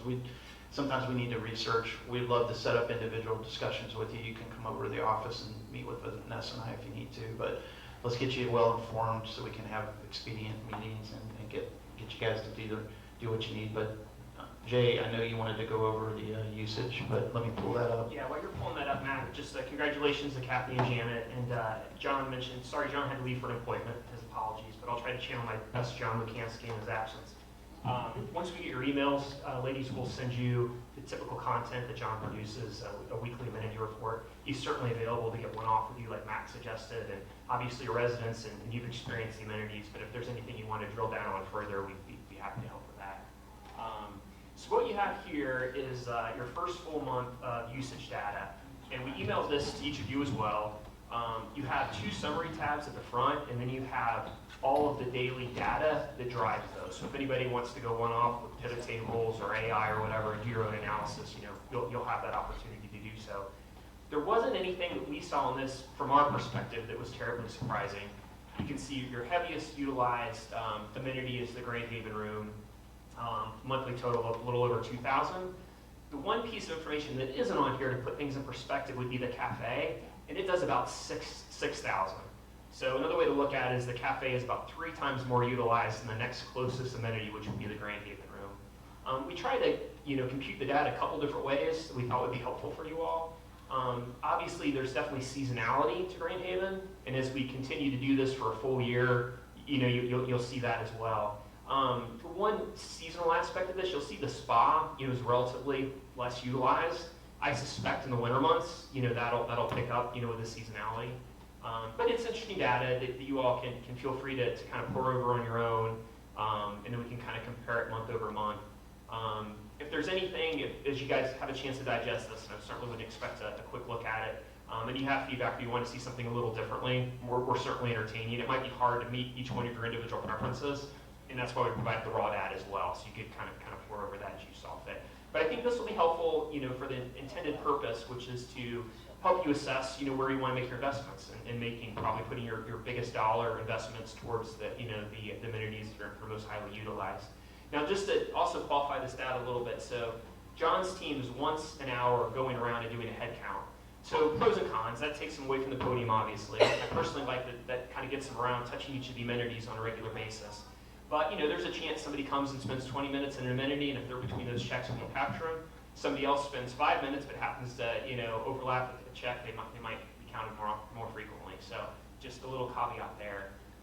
Any general questions? Again, I want to give you guys a chance to digest this on your own. But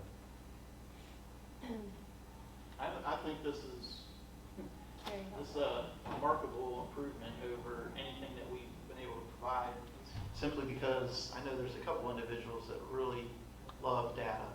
And others, it's going to help qualify. You want to make informed decisions, and part of what the board's been talking about is before we can really make a hard decision, we'd really like to know what the usage is. We understand it might have some error in there, but for the most part, that's great. This is awesome. Yeah, we didn't have this before. So we'll have this going forward. One other update I'll just provide is on the cafe. So the last 3 months have been pretty solid. The first 2 months, there were some kinks we were getting out. We went through the inefficiency of the breakfast offering, which we ultimately validated, there wasn't enough demand for. Now we're kind of in the tiki pilot with expanded tiki hours. We know if we run it just on Sundays that it's self-sustaining. When we extend it to Fridays and Saturdays, there's some inefficiencies, where labor can exceed demand. But again, we're just like with the breakfast, we're going to, really make a great effort towards making that everything that some residents would certainly like it to be. In terms of overall financial performance, we're absolutely covering costs, on-site costs each month. And then, as you all recall, there's 8.16% in overhead that we're also trying to cover before we do a profit share. We've come fairly close, within $1,000 each of the last 3 months. Year to date, because of the startup inefficiencies in January and February, we're probably about 55% of the way covering that. We're continuing to, the key change, especially for you all ladies, from previous arrangements to the one we started with in January was we're doing a regular validation to make sure, per board direction, that our pricing is equal to or less than 95% of the offerings out of town. So what that looks like is we have our menu down one side of the spreadsheet, and we have the competition across the other side, and we price, we benchmark pricing on each individual menu item, and we make sure that 95% of the time we are less than or equal to the lowest cost out there. So obviously that caps our pricing, and that's the value proposition. We're just trying to make sure we can back into the profitability piece. And we've been, working on tweaking our staffing model, which takes months to kind of play out. We made a strategic hire recently where we're hoping to get a lot of efficiencies out of. So, from my standpoint, as far as the success of the model, we're still evaluating. I haven't tried everything to make it as efficient as I can yet, and maybe that'll take another 3 or 4 months, and then maybe we can take a look at it then. But if there's any questions, I'm happy to entertain them. Jay, can you send a copy of this to all the... Yes, ma'am. I sent it to the 3 of y'all that have addresses for, and ladies, you'll get yours just as soon as we have those addresses for you. Okay. Did you send that today or when? I just sent it this morning, yes, Okay, ma'am. gotcha. Yeah. Okay. And that goes, just to be clear, that goes to the CDD emails, right? Yeah, whatever email you all provide or officially use. That's what And you want to use. that's what I just want to make clear, you're aware you're going to get the CDD, they'll send you a CDD. Yes. You'll get it today. Vanessa will get it. Okay. Yeah, I generally reference the one on the website. That's the official. Okay. All right, thanks for your time. Appreciate y'all. Thank you. Did you want to look at anything in there, Dr. Merrill, or for the rest of the board? On the data, Yep. I think we all need to kind of look at it a little bit further before we can use it to make any decisions. Okay. Jay, thank you for providing that. All right. And typically, like, reporting, the amenities report. We don't go over every item unless you have a question about it. So if you have a question, now's the time to ask it. And maybe I'll take a pause and take a moment to capitalize on that. So as the agenda goes, this is think of this as game day, right? We're building up for game day, and I'm quarterbacking the best I can. Sometimes you're going to call audibles. So you're going to say, Mac, we need to talk about something. If you get me before the meeting so I can be prepared, so I can think about that as I manage the meeting and the expectations, that'd be good. The chair usually runs the meeting with the help of the district manager, and the chair sets the agenda. Doesn't mean you can't ask for items to be on the agenda, but we want to do that a week in advance. I did send out to the board a request for Supervisor Foley, but we're going to handle that under supervisor request. So I wanted to make sure of that. When we get to the consent agenda, we have business items, we have discussion items, and then we have consent agenda. Consent agenda means not really anything needed in there. That is our formal way of accepting our financials, accepting the meeting minutes. When those items come out and you have questions, you call me, we go over those items. I have a chance to get back to you. Kathy knows that I'll get right back to her as well. We try to get that kind of layer or granular detail to the board members in advance of that, but largely the consent agenda is packaged, ready to go. You may see us start to put other things on the consent agenda. It means we've had a workshop, it's ready to go. We don't need to talk about it anymore. It's going on the consent agenda. But let's say you have an afterthought.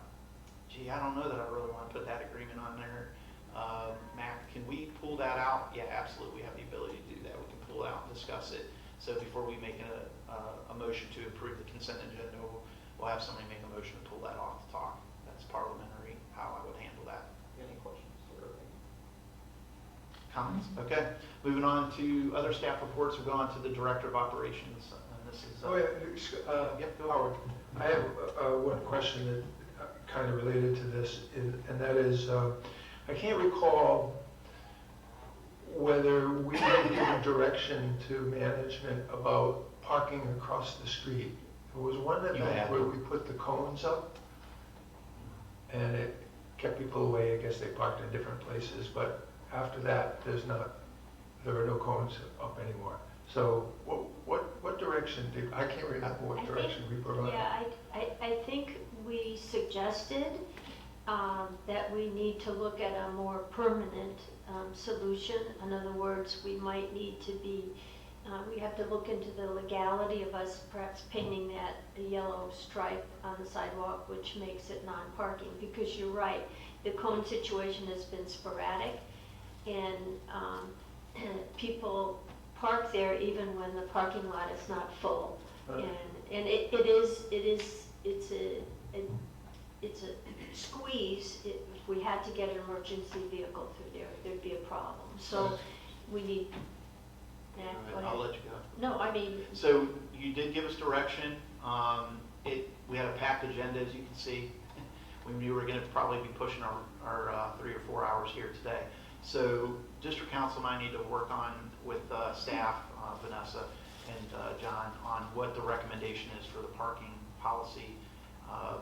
You can't just enforce parking that you haven't identified parking, and then if you don't have an enforcement team, than just cones. yeah, and the enforcement of that is to tow it if it's beyond 24 hours.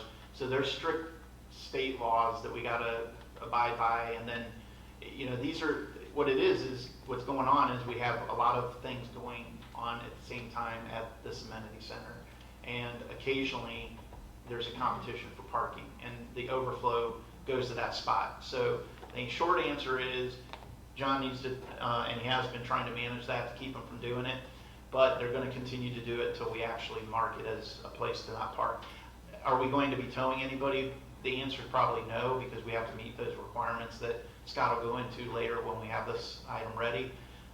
But the short answer for today is we'll get with John and make sure he continues to ask people not to park there, and we'll send out any blasts. Right, I think, Jay, you need to tell him that it's been a little inconsistent when the cones go out, and anytime we have any of the big functions, they need to be there. Okay, and just for clarity, we'll do the cones, for any large functions. As you may recall, we've tried the transportation, providing a shuttle service, and just there wasn't, utilization of that. So I think the cones is our best solution until we come up with a more permanent one.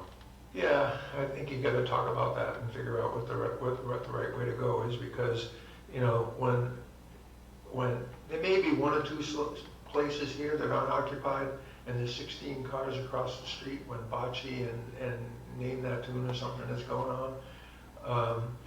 But it's gonna go somewhere. The cars have got to go somewhere. So it begs a bigger question, Well, for now, let's work on that. Yeah. Okay, that is going. Good, Christian. We'll move on to Vanessa's report. I don't think, is this microphone working? Yeah, Okay, get that's to your good. report, sorry. Okay, we'll start with the capital plan tracker. Pretty self-explanatory. We are mostly completed with the capital plan. We just have those few ongoing projects that continue to the end of the year, curb and gutter, managing projects, etc. The numbers highlighted in red do reflect projects that were finished and what the variance was after the projects were completed. So all four of the red, which is really hard to see on the projector, but did come in under budget. Like that. Does anyone have any questions regarding the capital plan? This is awesome. We didn't get this before. Well, there's a lot of awesomeness going on. Appreciate you keeping up on this tool as well. Moving on to the monthly report. We don't need to go through line by line. No, I think once again, questions. Do we have any questions? I mean, this might be the, first time, but typically, once again, you read it, you have questions, try and get with Vanessa ahead of time, as Max said, if not, during this time. And just a question, Vanessa, that Donna brought up about the fence, that you have contacted the city? Correct. So actually, last year, it's not the city, it's Flagler County. They did quite an extensive amount of repairs to the fence. Now, but remember, this is not a nice, sturdy fence. It's wire and wood and, but, yeah. But they did do repairs last year. What was brought up recently by the trapper to me was an area right where the hogs are currently, that it actually looked like someone had cut the wires. I asked him who, why, he said probably a utility company in that area, and cut it and thought it's a useless fence, it's not serving any purpose, didn't repair it. That's just speculation, but, so he is gonna have the county repair that area. It's one area of fence near utility. Okay, thank you. Any other questions regarding the report? No? Okay. The reports are great, Vanessa, a lot of detail, which we like, so we appreciate the new format. Can I also add another plug? I'm sorry if I keep just gloating over how efficient things are getting, but are you looking at the weekly updates that she provides? Because those are helpful. Absolutely. I mean, that Yes. keeps you informed. You don't have to wait a month to get information. Right. And of course, you can always call us and stop by or But whatever. you'll get those, the new members, you'll get those. Gives you an idea of what, there's a lot being accomplished here that even sometimes the supervisors didn't know. So the transparency is coming, as everybody has mentioned, and it's Yeah, there's just nothing. going to get better and better. Once we get the app, which hopefully will happen soon, it's going to be wonderful. Yeah. I don't know how you do it all, but I'm glad you do. All right, move on to district council. All right, thank you. My report is mostly a summary of just things that were done, things that happened, and I'll answer any questions you have on those. I do want to talk about the golf course issue because we kind of reached a milestone in that. For the new supervisors, I'll give a brief history. Early in the CDD's history, when the developer controlled the board, controlled the community, the HOA owned the golf course, the CDD do a sweetheart deal in which it conveyed the parking lot next to the golf course to the CDD, gave the CDD the obligation to maintain it, pay for it, but they get to use it. That was amended a couple years after that, and we're still going back, I think, to 2005 or so, where we would split the maintenance cost with the golf course, at least the significant maintenance cost. What was not done in those agreements is to assign responsibility for falls, injuries, car crashes, and things like that. And about 6 years ago, we took a look at that. The board discussed it. I think at that time there had been someone who had tripped and fallen in the parking lot and coming out of the clubhouse, and we looked at it and became concerned about the situation with the liability. We began an outreach to the golf course at that time, started to make a little progress, and then COVID hit, and the effort kind of collapsed on both sides because there weren't that many people going to the golf course. They lost interest. We had our own issues here. Probably now, a good 2 years ago, this board reached back out, had me reach back out to the golf course and its council and say, hey, we understand you're running an operation there, but we can't have a situation where if someone gets injured, we're responsible, it goes against our insurance. And then we also identified operationally that there were areas outside of the parking lot that the CDD owns. We have a piece of property over there called Tract K that we bought many years back. And we noted that they were kind of expanding their backdrop and golf cart positioning to go on our property. So we reached out to them again. We said, this can't continue. You have to take responsibility. You have to provide evidence of insurance. You have to indemnify us for things that happen based on your operation. We went back and forth.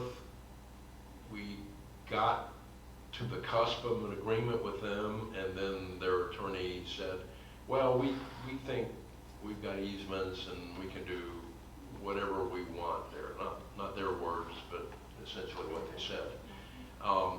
And so at one point last year, we had our staff go and put cones there and a tape and kind of identify the boundary line, not to cause trouble, but to make a point, saying this is our property. You can't use it unless you're willing to sign an agreement.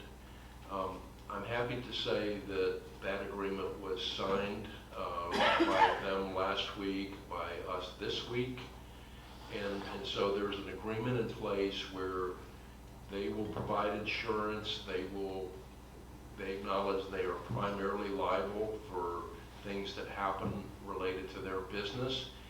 They also agreed to work with us to maintain our stormwater areas that are on their property, but are our responsibility. And so I think we've entered into a new era of cooperation. But I will say this, what we have is a temporary agreement, because our goal is to do something permanently to delineate who owns what property and make sure that they're using their property and not using our property. In, I want to say it was December of last year, but the months run together, the board, after one of the meetings, adjourned and went over and walked it and looked at the areas. And I think the board at the time all expressed a goal of let's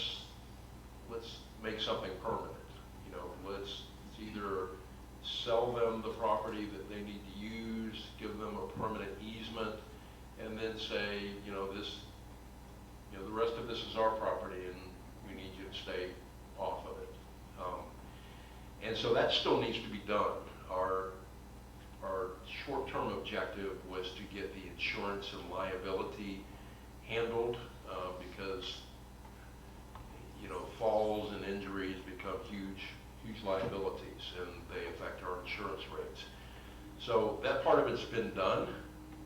I'm pleased to say that, but now we need to move on and begin discussions about what is the permanent solution. It probably involves surveying some of the areas, finding out where the cart paths are, because some of them do cross our property, where the staging areas are around the backdrop, and then talking about what does that look like permanently?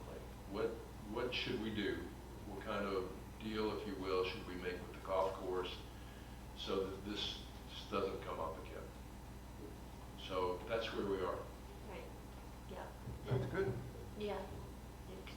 Yes, for being persistent. It's been a long effort.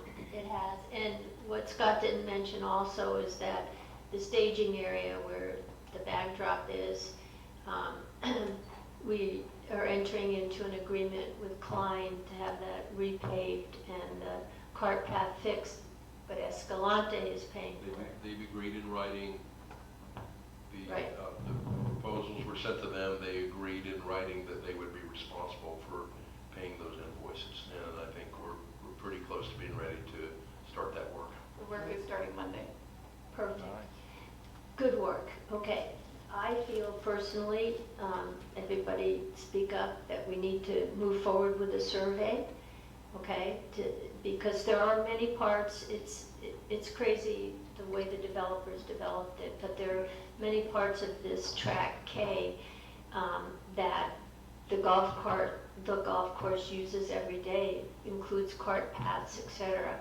And I think that we need to get a survey. We can go out there again. We went out there. I don't know if you were with us, Rich. So it was just Kevin and I that were there at the time. But you'll see you'll see functionally why we need to consider selling all or part of this track back to the golf course. And there's another part on the north side of the of the clubhouse where they have a storage shack and other things. This track that also is our land. So there's many ways we have liabilities which are now under control, but there's pieces of land that we don't need and we don't presently use. So if you would proceed with that, I think it's a good idea. There's a board direction to get a proposal for survey work. Yeah, it's within our spending authority as long as you all are in agreement. Absolutely, we need to probably observe it permanently. Well, the only question I have, I don't disagree with the idea of a survey. I'm just wondering if the board needs to agree that we're going to continue under the existing arrangement, or whether we're going to do some sort of a revised lease, or where we got an easement. Again, that's Well, the or if we're going agreement, to sell it. the agreement, because I've talked to David McDonald, who's the CEO of Escalante, and the agreement is this agreement will be good for 1 year, but we need to come to terms of a permanent agreement. So I think the first step has to be the survey. I'm not saying sell the land, I'm saying let's get the survey, see if what we think is correct, and then make decisions on it. But that's the agreement is meant to last 1 year, and something more permanent is meant to substitute for it. I'm just, I don't want to belabor it, I guess, but I just think that the way I'm thinking, as I said here, is that I'd rather be in a position of saying, all right, if the golf course wants to buy it, then okay, let's talk about that. Or if we want to sell it, then we can talk about that. But I'm not sure what the survey does. They want to buy it. They want to buy. They want to buy parcel K and the part of the land that is Yeah. north of the clubhouse that belongs to us. They want to buy it. We have to decide if we want to sell it partially, or, Right, whether The it's the whole whole thing. tract or just part of it, right? right, we can sell part of it. They Well, don't. yeah, I get that. But That's not for but discussion Kevin, I today, think but- before we belabor this, we need to get the survey, we need to go there, look at it, No. okay? And then we come back and we talk about it. The- But that's the intent of the survey. Yeah, Kevin, I think the object of the survey would be to show us if we did a partial deal. Let's say, Yeah. okay, you can use these areas. What do we have left? And is it Big enough to do is it anything. something worth Yes, having, or yes. should they buy the whole thing? Yeah, for zoning, we might be left with a piece, right now, there's nothing really we can do in that. So let's get the survey before we make any decisions, with the intent that we are going to do something more permanent. The only thing I'll suggest is we track costs, the costs, so we get to a point if we sell it, we recoup all of what we put in, like the survey and stuff. Yeah. What was that? So I would just say we track the cost to get us to that point of selling, and so we make sure we recoup what we've spent. I think that makes it fair. All right, my staff, Bill. Just try, that's all. Is everybody in favor of moving forward with this? I, Staff will work on that, thank you. I'm done unless the board has a question for me. Once again, it's, what is it? It's Exhibit 17. So One the thing- insurance coverage covers everywhere right now, when that's inked. The insurance or the liability will be completely shifted for any piece of our property that they're using, is that true? The parking lot, parcel K, bag drop area, and the area Chair talked about with the structure. that- Yeah, I know where, I know, yeah, okay, so that's basically The it. liability is shifted for all of that. Okay. Okay, we'll move on.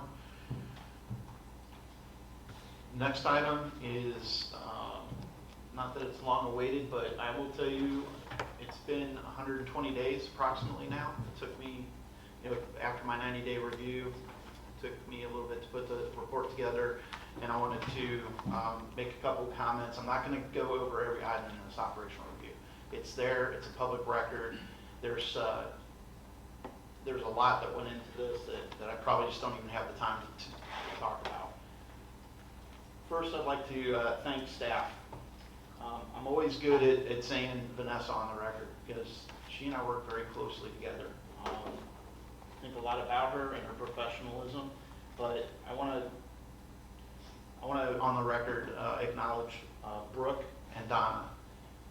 The amount of dumb questions I've had to ask over the last 90 days, and you would think, oh, Mac, you've been here like over 15 years. What questions could you have? Things change. I mean, every month things change. Every year things change. The board has changed.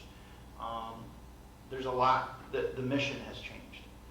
So, Brooke and Donna, thank you very much. I know they're probably listening. Ed and Brian, Ed is your field maintenance supervisor, and Brian is his assistant maintenance supervisor. Again, a lot of questions. You've got somebody getting into your workspaces, you're asking questions, why do we do this, show me that. Ed's probably had to send me things a couple times because the amount of voluminous information, which I outlined in my email to you, sometimes means it didn't stick and I had to ask for it twice, and they were just gracious, and I appreciate it. To that point, well over 800 documents that I read. Well over. A lot of it's historical, a lot of it's on your website, a lot of it's budgets, a lot of it has to do with the capital improvement planning, but the processes themselves and meetings and going to meetings and calling meetings and meeting with the fact-finding groups and meeting with individuals that are sitting in this audience right now who, once they found out I was coming back as a district manager, that were more than willing to be a part of my fact-finding, if you will. I thank you all. So with that, the objective was, for me, when I first pitched this back in February, was this wasn't your only option. So you had options. We went down a road where we were going to restructure. I'm very excited to say that restructuring is done. There's no more transition from my perspective, that needs to happen. You've given staff the spending authority. You have adopted policies in that 90 days. We didn't wait 90 days to start doing some things, but the intent was not to come in here and take a hammer and a chisel or even a sledgehammer and start busting things apart and saying we're going to do it differently. The objective was to come in here. I think somebody said it earlier when they were talking, and you need to come in and you really got to ask questions. You got to understand what's going on, and there's a history there. And the team has really done you well and served you well. And I don't know to the extent that communication is always going to be an issue in every district, in every form of government, and even in your own marriages. Sometimes communication is tough, right? But to do it on a scale of a community this size and do it effectively, efficiently, we know we need to improve that. But I would tell you that is probably our number one opportunity out of all of it, is how can we communicate better with the board? How can we communicate better with the residents? And I qualify it as this. It's a simple term. I'm more interested in tearing down walls and building bridges. That's a metaphor. I'm not interested in putting a wedge between me and board members.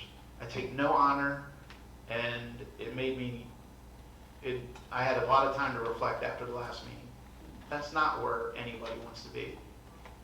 I'm here to serve. Vanessa's here to serve. The staff is here to serve. We understand it. We've had a lot of conversations about it, and I don't think anybody disagrees with that.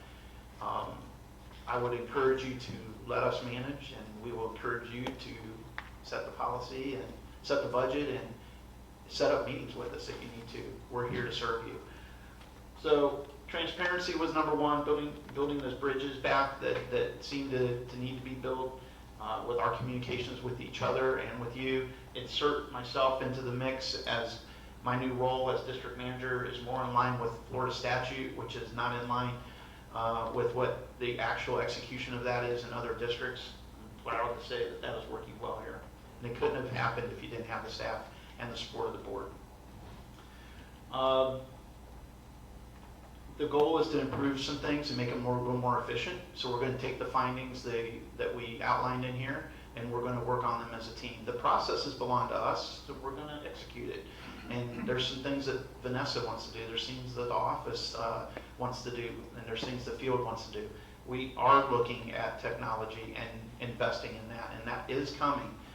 But I don't want to, for the sake of rushing it so that we can say that we're checking a box off, I'm not going to rush it. If I'm going to put my name on it, it's going to be well thought out, it's going to be well sought out, and it's going to come with a recommendation. But to be quite honest, I don't need to be involved in the communications fact-finding group. That's Vanessa and I believe Janet, you're going to spearhead that with the board.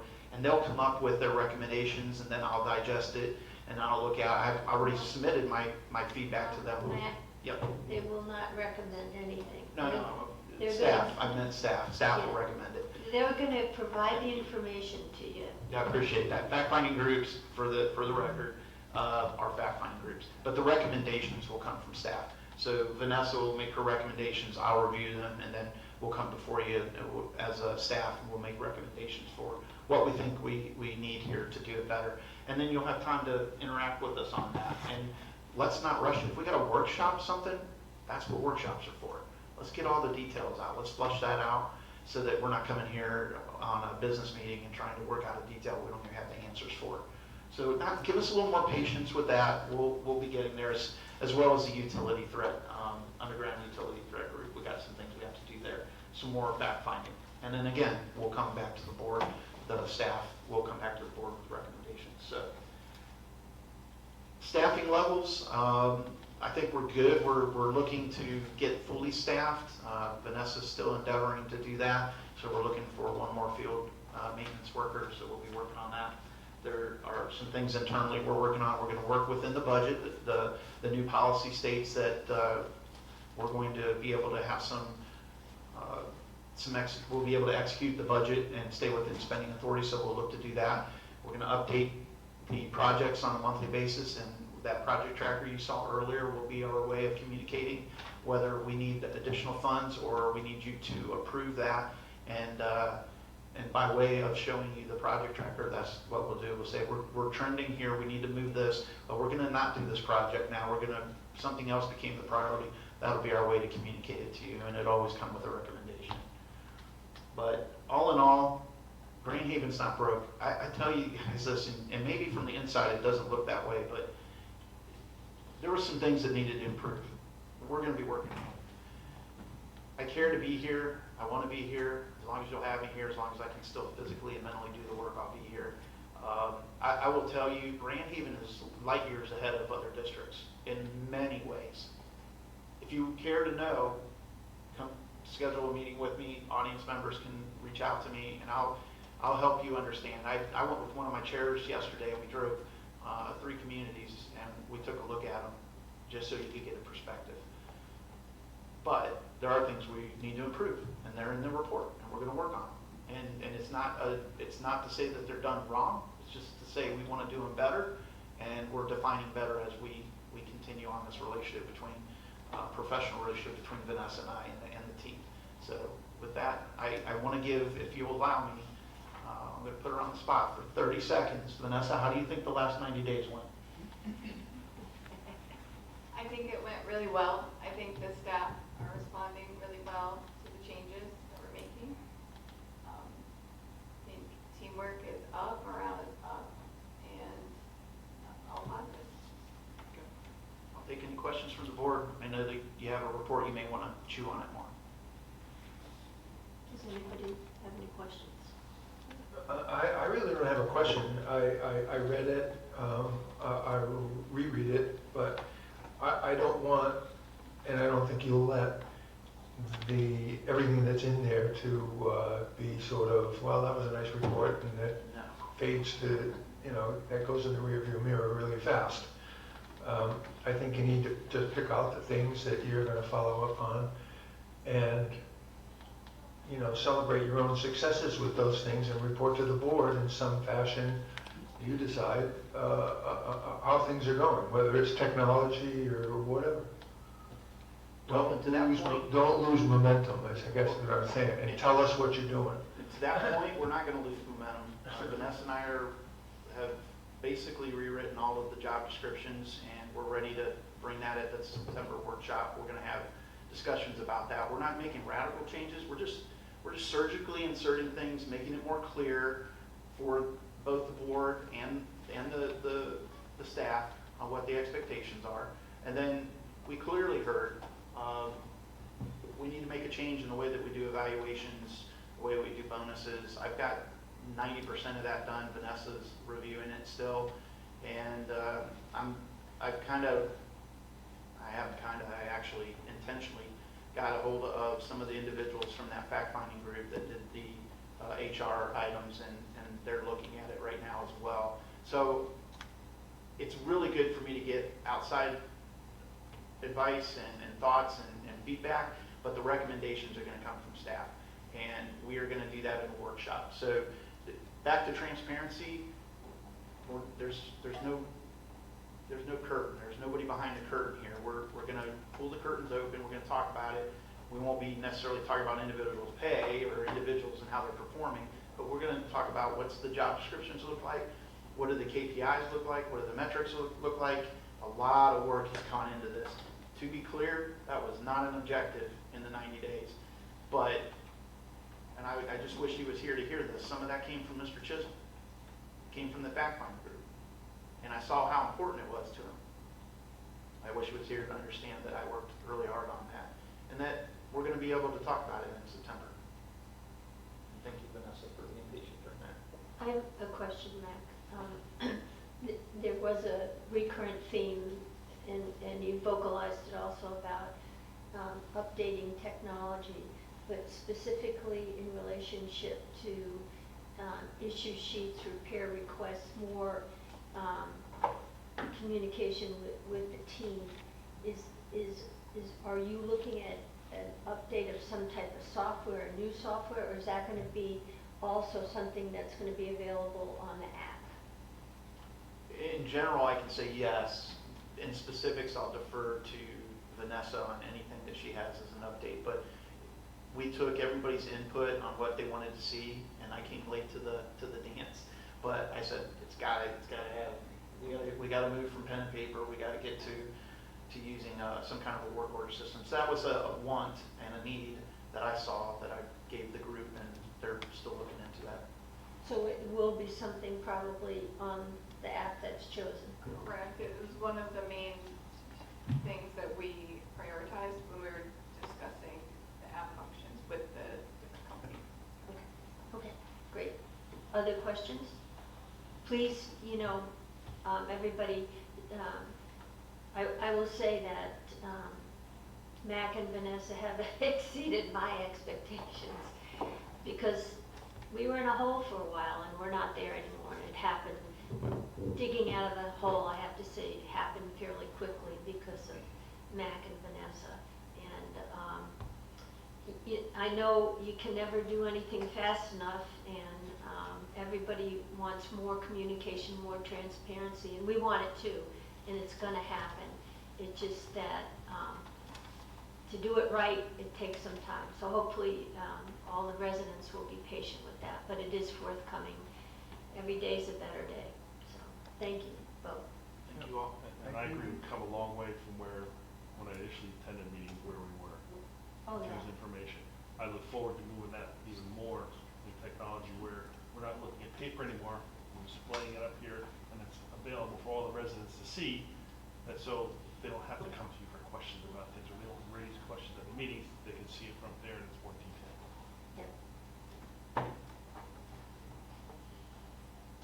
I just realized a little rusty on the Zoom. I forgot to share the screen with the individuals attending, so my apologies to them. All right. But you won't need Zoom pretty soon. We'll need it soon. We'll need it soon. All right. Moving on. The only other thing I'll give you an update under my report is insurance. So I have a pretty good background in insurance. It was one of the things I did before I decided to grow up. When I got out of the military, was become an insurance agent. You want to understand insurance better, you got to be in the claims side of it. And Grand Haven's had some claims over the years, and many districts do. I was a little shocked that we made a change in the insurance to the company that we had, because I was here when the history of it occurred, where a prior insurance company had to get out of the business a little bit, out of the CDD, writing special districts, but they're back, and let's have competition. I'm all about it. So I'm in the middle of getting updated information from FIA and Pidgeot. So if we could save some money, we're going to save some money. Most important thing to me is claims. So both of them seem to be doing good. We had a claim, and I think they're handling, Pidgeot's handling your claim fine. But now it just comes down to, do we have the right things insured? I audited one of the 800 things I audited, and Vanessa and I looked at, one of the things we looked at was the current things that are covered under your insurance company now, and there was an area of opportunity that we clarified, and we got that fixed very quickly. Didn't cost you any additional money, but the workers' comp was not covered under the right dollar amount. So that just means they'll do an audit at the end of the year, whatever difference you owe on the actual payroll dollars. That's what they set it at. So we'll do that. So we clarified to both companies, hey, this is where we're projecting on payroll, so that we can have a more apples to apples comparison. I will tell you that both companies would be eager to keep your business, but once I get where I have the information in a substantially done format, completed format, I'll bring it back hopefully at the next meeting, and then you guys can make a decision if we stay where we're at, or if we need to make a change. There'll be a recommendation then. But right now I don't have a recommendation to make, but I am looking into that, because you are paying a lot for insurance, and some things are changing in the industry, which are causing some of the prices to go down, and I want to make sure that we maximize that. Good, thank you.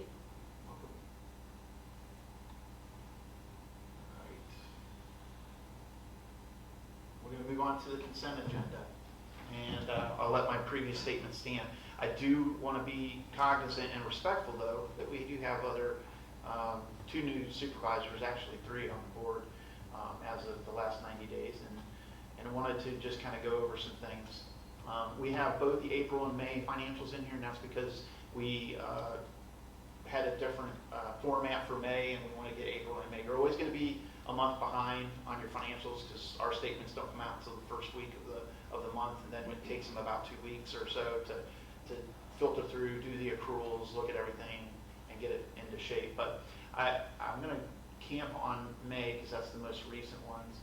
And just for this meeting, I'll go a little bit into some detail. So if you look up here, this is your balance sheet. Kevin, what do you see at Valley right there? Say, what'd you say? What do you see in our Valley National Bank operating account right there? Can you see that? Yeah, 6.3. 6.3. When I saw the financials, I almost had a heart attack. So I had to call Sky and Vesta and find out, because Vesta does your account. I had to find out, I'm like, why do we have that much in there? Well, I wasn't here. Some things had happened. And I guess Kevin and the board, you went out for RFP, for lack of better terms, and you got a competitive rate from South State Bank, which explains why there's $6.3 million sitting there. No, rest assured, that's EIC insured, and No, we got it from we got Valley. other We got it things that from will protect Valley the and funds. moved it from Bank United. Yeah, you got it to Valley and from Bank United. And in doing so, it's sitting in an operating account, but it's sitting in an operating account yielding 3.3% or something like that, which is a lot for an operating account for us. So the other small accounts there, I'm just looking into those to see, can we do anything with those? Can we, if the SBA is a little bit higher, can we move some of that money over there? But because of your RFP and because of the way that it was done, the majority of funds need to remain in there. That's part of the agreement with the bank. So I think you guys are doing great. You're not, the days of 5 and 5.5% in an MMA are not here with us. And if the Feds lower the rate even more, then you know what that means to everybody's interest rates. But that's where I really wanted to hone in today. Obviously, we're on target. If you look at it, we're on target to be under budget for the year. So I'm not really concerned, and I'm still getting my head wrapped around where we're coding things and how we're coding things and making sure that we're in those budgets. If I have any ahas, we'll handle them internally, and if we need to, we'll bring it to your attention. But we're managing things well, and we'll be. If we keep going, your capital projects will be done well in advance at the end of the year. Congratulations to the team on that, and we should be under budget. I don't say under budget because we mismanaged or over taxated taxed the individuals that live here. I'd say that a lot of it had to do with what could we manage, what needed to be repaired. We're still giving ourselves a little bit of room for unforeseens in the repair.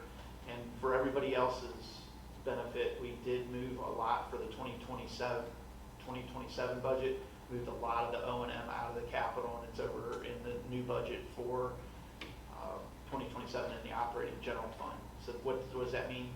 The O&M will go up on the operating side, the O&M side, but the capital reserve, I don't see a need to increase over that. So that was why we went through the routine we did at the last meeting in May to adopt a budget that was less than 6%. It's actually at 5.6%. Yeah, 5.65. And for the new members of the board, typically I have questions. They'll have questions, so just set up a time. Let's meet, let's talk. I'll do a Zoom individually. I'll do a Zoom with you, and we'll go over the financials in depth. That way you can have an understanding of each of those line items. Okay. The meeting minutes are also in the agenda, and those are for the April 16th and May 7th meeting and the May 28th meeting. So we had multiple meetings in May because we needed to get that budget done.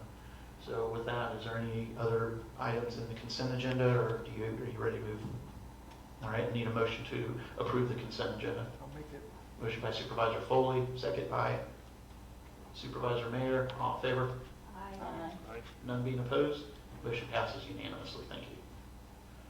All right, we're moving right along. We're into the meat and potatoes now. Was not planning on writing RFPs during the first 90 days. I think some of you that got the email heard that from me loud and clear. That was a monumental lift. The landscape, the gate, Croquet, Solera.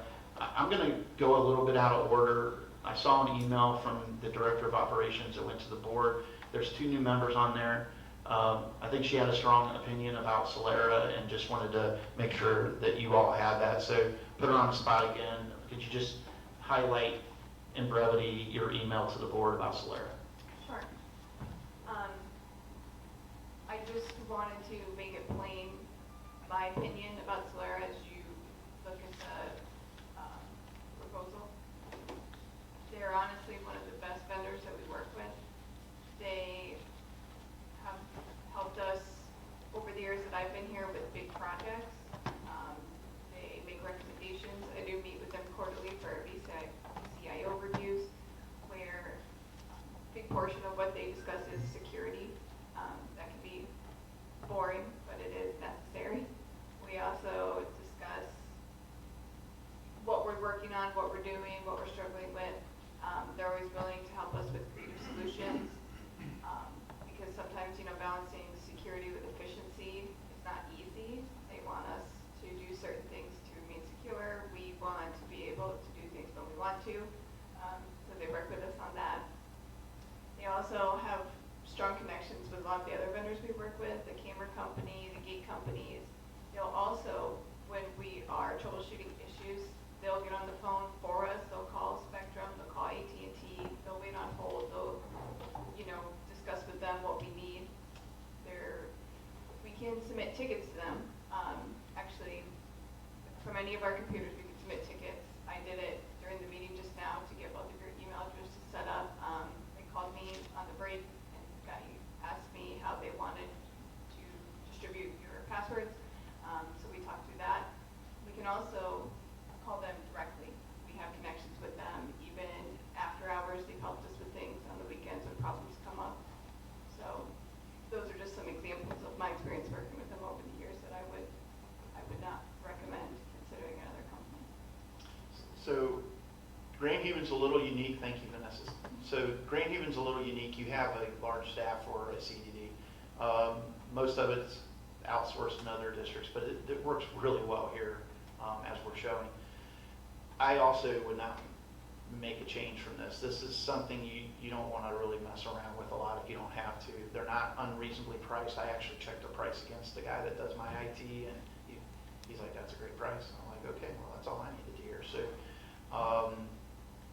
I don't have any other recommendation other than the reason it's on here is because the fact-finding group went through, looked at all the contracts, and one of the things that was brought up was IT, and it doesn't get bid out. So there's a reason. We're not required to formally bid it out, but it's been a while since we had a formal proposal from them, so I wanted to have them dust that up, and Vanessa work with them to get it. So they have a 3-year term in here. They do have an adjustment in here that says they'll keep it not to exceed 5% over the prior year, which is what I want to see. I want to see exactly what you're going to limit to.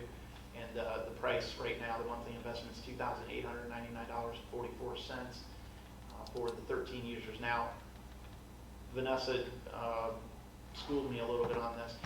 The more emails we have, the more users we have, the fluctuation, that was one of the things that was going on with our pricing. That's why it wasn't always the same price. So if there was a change, it reflected that change. So we've got all this cleaned up now, and my only recommendation would be to follow her recommendation, which is to approve and have district council draft a formal agreement.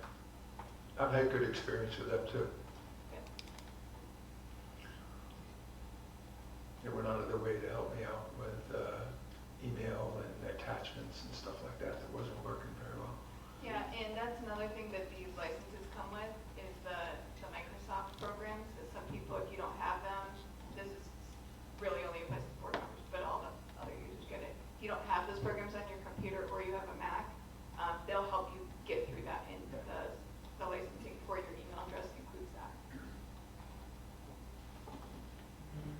So no other discussion, then I'm looking for a motion So, to approve it. Okay, so I'll make the motion. approve the contract as is.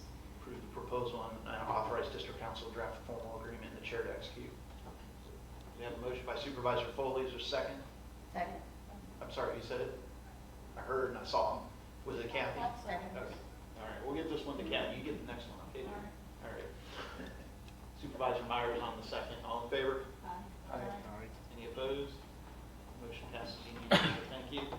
We'll go on to the next one. There's audience members that are actually here, not to belabor, they've been very patient, that may have answers to some of your questions. Let's move on to the croquet maintenance, so give me a second to pull that up.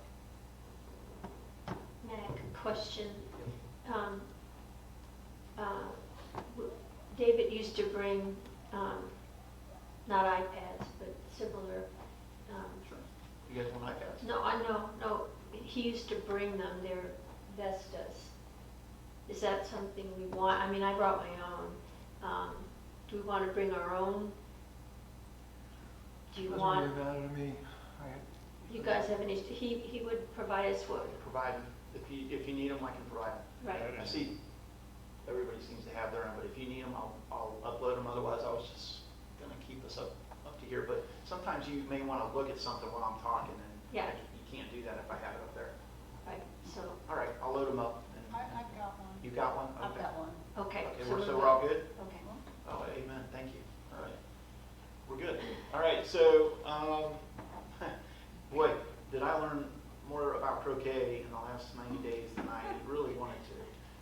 I don't play the sport. I really don't understand the sport, but I can appreciate the sport. And I was here when they were going down the road of building the new croquet court, so that's my history. But as far as what's been going on the last several years, I had to defer to the board, I defer to the croquet club, and I definitely defer to Vanessa. But we looked at it, part of it, again, the FFG looked at all these contracts, so I thought it prudent to look at it, even though that wasn't, my 90-day goal was to go out for RFP, that's where we're heading. So I looked at the scope and the specs of the contract, and really the Yellowstone, and it's not included in here, but I did forward to the board. The Yellowstone agreement looks like a pitch to do regular lawn maintenance. And they had a schedule in there that said, this is what we're gonna do on these months, and the quantity was in that box. So if it was gonna be the month of June, they were gonna aerate 3 times, which they wouldn't, but if they were gonna aerate 3 times, there would have been 3 in that box. So similar to what's in here, can anybody see that pretty good? I can blow it up a little bit. So similar to that, I just put the map in there that Vanessa provided, or that was provided to me. And then we went through and we just looked at, met with the team. We met with them a few times actually, and actually a bunch of emails back and forth, because there was some, the intent was, how do we get it better than it is? Because Vanessa and I walked out there and we definitely saw that there was a need for improvement on maintenance, but why did it need improvement? Well, it goes back to scope and spec. I think Ray was saying it earlier. Scope and spec is very important. So we put in the effort. I did some external research. Somebody would ask, did you go over to Hammock? No, I didn't go to Hammock. But we're not a club. We're not a professional organization over here. This is an amenity. And I think clearly Peter and Dave thought that they heard that clear, and I think they agree. This is a highly amenitized facility, Grand Haven, and we want to make sure that the amenities are highly maintained. So there was room for improvement. What did we improve? We added some additional mowings. We added clarity on irrigation, and we added in some verticutting, as well as when they were going to roll. So all of those numbers have probably been either verified or tweaked. There's a safety concern with string around the courts that was brought to our attention. We agree with it. Needs to go back to painting, but it can't be the painting of the old days because that was killing the grass. So we walked through that. I think it's a water-based paint. So we'll probably need to invest in that piece of equipment, which isn't really a lot. It's within our spending authority, and to be honest with you, I've already approved it. So we're going to eliminate that safety hazard. We did have a trip and fall during the night. people are gracious, people are patient to a point, but that string is just a walking, we're just asking for somebody to get hurt. So we're gonna get rid of that, and we're going to just start going back to painting, and the Croquet Club has sent us something that we're still reviewing, which is the volunteering portion of it. So insurance does allow for volunteering here at Grand Haven. We just gotta make sure that the individuals, we have their names, and I provide that over to the insurance company. So it happens in a lot of districts where board members are approved to be a liaison to croquet or something, and if they're out walking around and God forbid they trip and fall, they can be actually covered under the workers' comp policy. So there's just a formal way it has to be done. We love the fact that people want to help and volunteer and do things. Our staff has not got the time nor the training to take care of croquet courts. Neither does the amenity company. We went down that road. So where we're at today is we revamped the scope of work.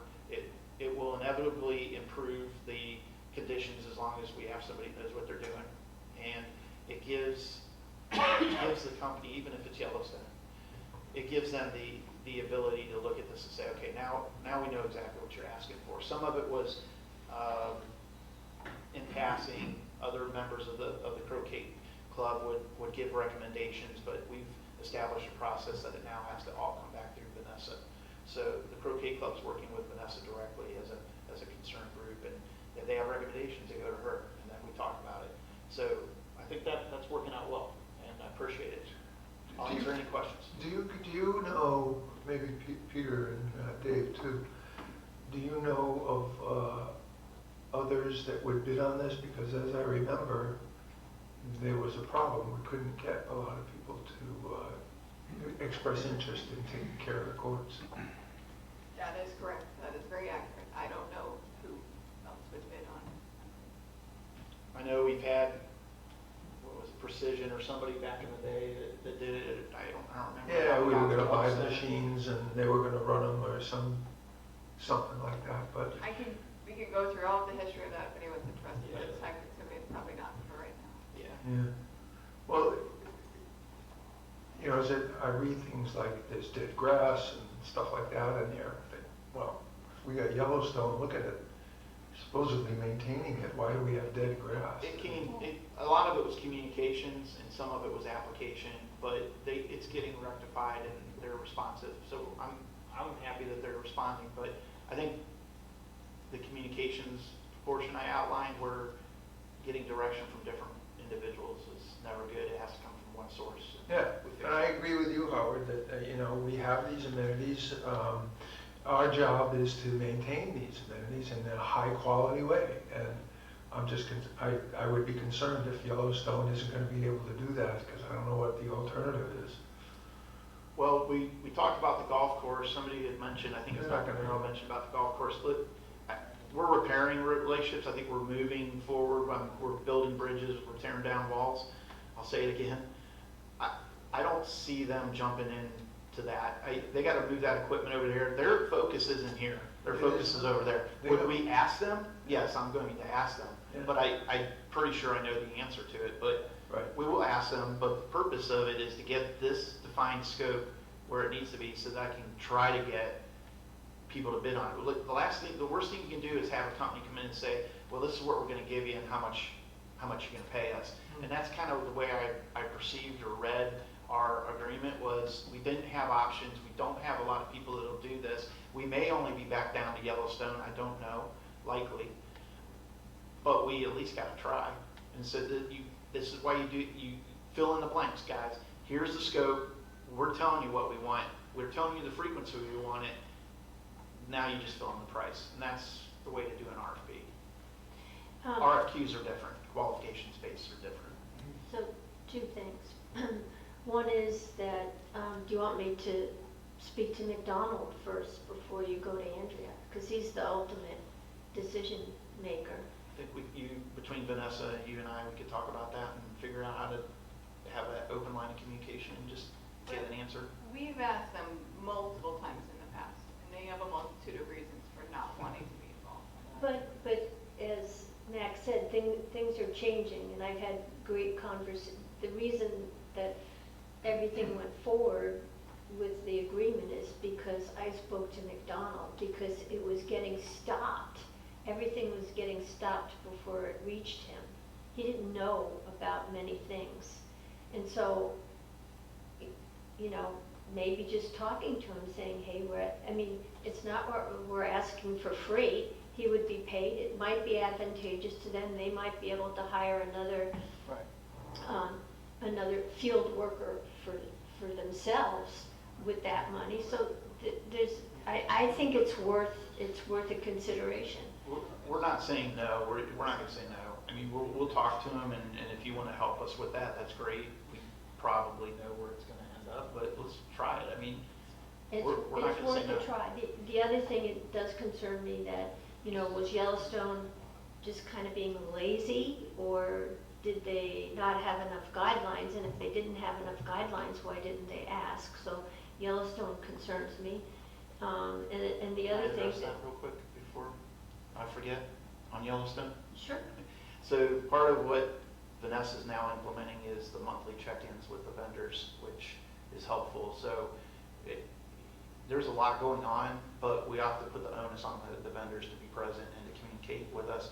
So they have to give her the information, and it's going to be helpful to see it on a monthly basis, what's going on. So I think that's going to improve with Yellowstone. Good. The other thing, and I brought this up to Peter and Dave, is that I know the community doesn't want to see that maintenance price go up because it's fairly expensive, and if you look proportionately about the membership of the croquet, you know, it's, you know, not as heavily used as other amenities. And so I think, you know, I've told them that, and, you know, I think that's something we have to consider when we go forward. And it would be nice to be able to get other people bidding on it, but certainly outside of asking the golf course, I don't have any other ideas. And maybe they do, maybe they know national companies, I don't know. But I think we really have to look at that. So what we don't want is Yellowstone to come back and say, oh, it was 79,000, but you want all this, so now it's 107,000. It has definitely been enhanced, and I didn't want to slide over that. That's why I said we've added additional frequencies to this chart, but that's a direct result, not because I want to have a financial outcome that I'm trying to steer. I'm trying to get a operational outcome on the way that court looks, and I think having the input that we got between Vanessa's research, my research, the croquet club, and others, even the board members that have talked to me since then, it's a compilation of all that. So the goal is to use this to go out and get pricing, and I think my recommendation is we can use the same frequencies. I think we're putting unintentional handcuffs on somebody to say that we also expect it to be highly kept up with if we go with that old scope of work. It's gonna cost more. I don't know how much more. That's why we gotta bid it out as best we can. Yeah, so a couple points, you're right, it's the number of people using it are active, not just members, but actively using it, and how much it costs. So with the RFP, what's the scope? I understand, and I'm still learning about a lot of this information, but there are 3 courts now we have, and are all utilized, so that if it becomes too expensive, would maybe 2 work, because you only have, we're talking 63 active members. Well, I think, and I've discussed this with Peter and David, and they need to discuss it, but, you know, we'd have to see, and I don't know if it should go in the RFP. We can wait to see what the RFP shows and then maybe do it, but we would have to see if we only did 2 courts, what the price would be. I mean, that's one consideration, but we hate to take away anything that we already have. So, I mean, I agree we with got to that. dig through the dirt to find people to come and bid on this. So, You don't have to have the answer for a year from now, 10 years from now, 3 years from now, where you want the amenities to be, but this is, We can certainly ask them to itemize the pricing between the 2 courts and the 1 court so that we can have a breakout. we could But fill in it the might blank. not, it might not be worth it. I mean, it might be, you know, 10% reduction, and that's not what we're looking for. So I think we have to gather all the information we can. And I'd like to, when you're ready, we'd like to hear about the volunteer program. I'll just summarize that. So Peter sent me an email, said that they had, I don't know, a handful of individuals that would volunteer from the Croquet Club, active members that would go through some kind of training, but we haven't really worked that out with operations on what that looks like, but that's probably where we're heading. We have to get the equipment, we have to paint the lines straight. The only thing I can relate it to is a pitch, soccer field. I painted those lines, it's not fun, but we can't just go get a normal soccer field paint striper. It's not gonna work. It'll be all over the place. So we've looked into that, and we're going to be painting the lines, but I don't know that it's gonna be staff or it's gonna be the volunteers. And to be honest with you, and to be fair to Vanessa, I hadn't really fleshed all that out yet. Unless you want to talk about it. Take that to no. Oh, I do not. We have not fleshed out. I thought that was.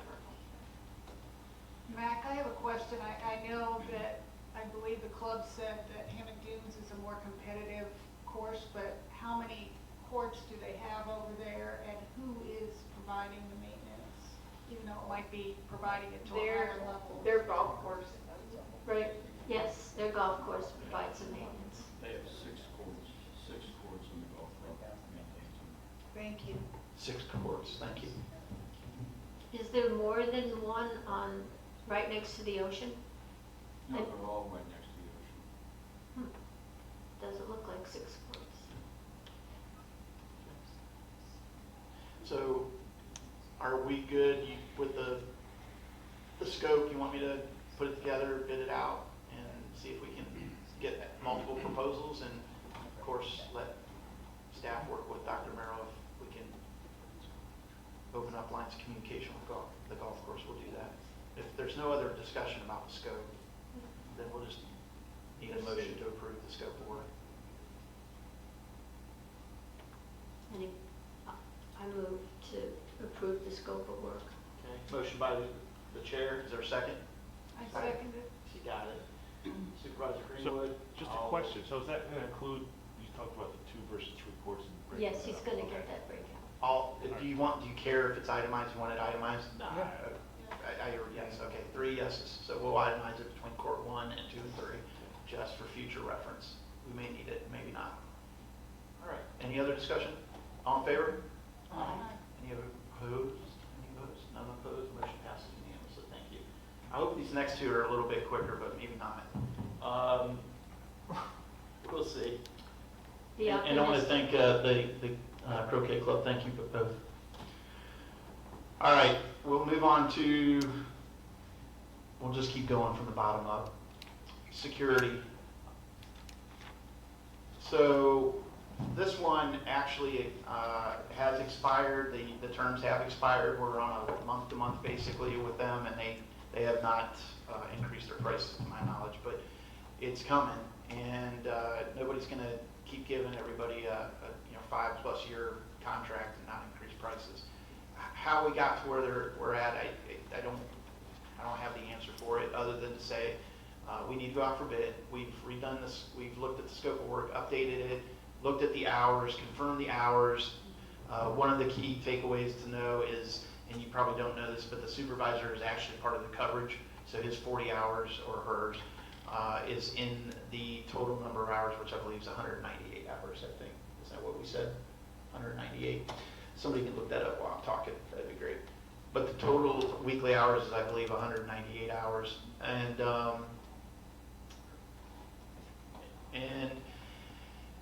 I don't know what you'll get for responses, but probably a lot. At least 3, I would think. And it's fair to do it. It's not fair to keep asking somebody to, as long as they'll do it for this price. Eventually, the scope needed to be updated. We just tweaked it, put some more legalese in there, and I put my flavor in there of the framing and the format and the fill in the blanks. So my guess is going out for RFP because it's the right thing to do.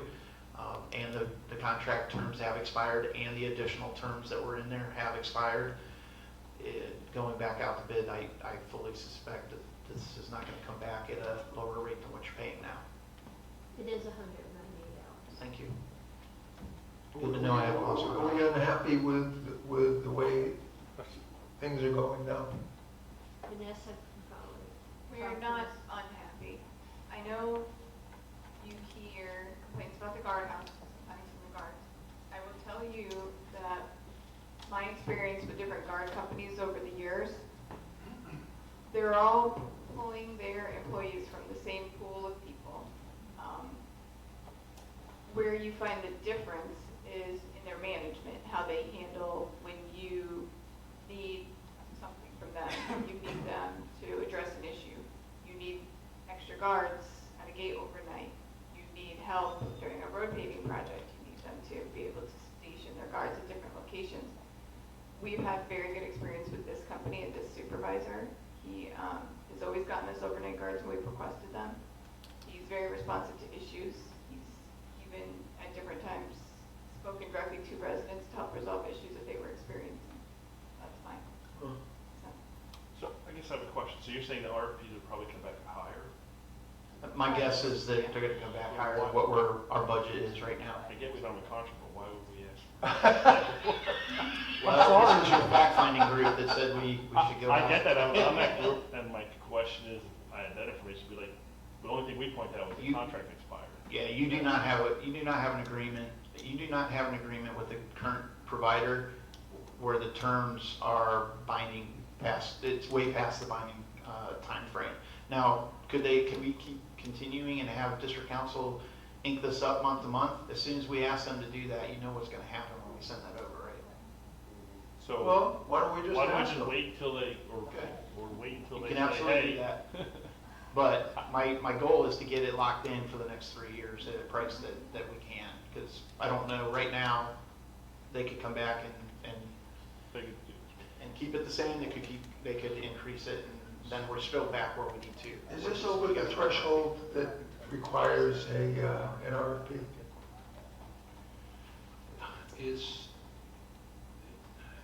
It's over the threshold, but it's a different kind of contract. This is what is called an other services, and so we're not required to bid it at a particular frequency. We're not required to formally bid it. If you looked at the form of RFP, it notes in there that there's no right of protest because it doesn't fall under our formal bidding process. But we need to be in a contractual status, and that requires that at least we go to them and say, let's give us another year, or tell us what you'll do for 3 years. Right, why not go back and say, can you extend the current? That's why we're here. That's why Well, rather than RFP, say the current, what we currently have is just sign a contract for another year or whatever, rather than going out. Take my direction from the board. We can I absolutely. would prefer that. If it's gonna cost more to go RFP, and it doesn't hurt to ask them saying, hey, we're currently with you and here are the prices, we'd like to formalize that for a year. Renew our contract Renew it, for 3 years. renew, yes, for new Renew. years. We can do it temporary, but that doesn't get us out of the. I'll defer to you. We can renew the contract. We can do a 3-year contract with them. We've got more discretion in this than we do the landscape. Well, I think. Scope hasn't changed, so we could just. Right, I think it's a better direction, especially if we're happy with it.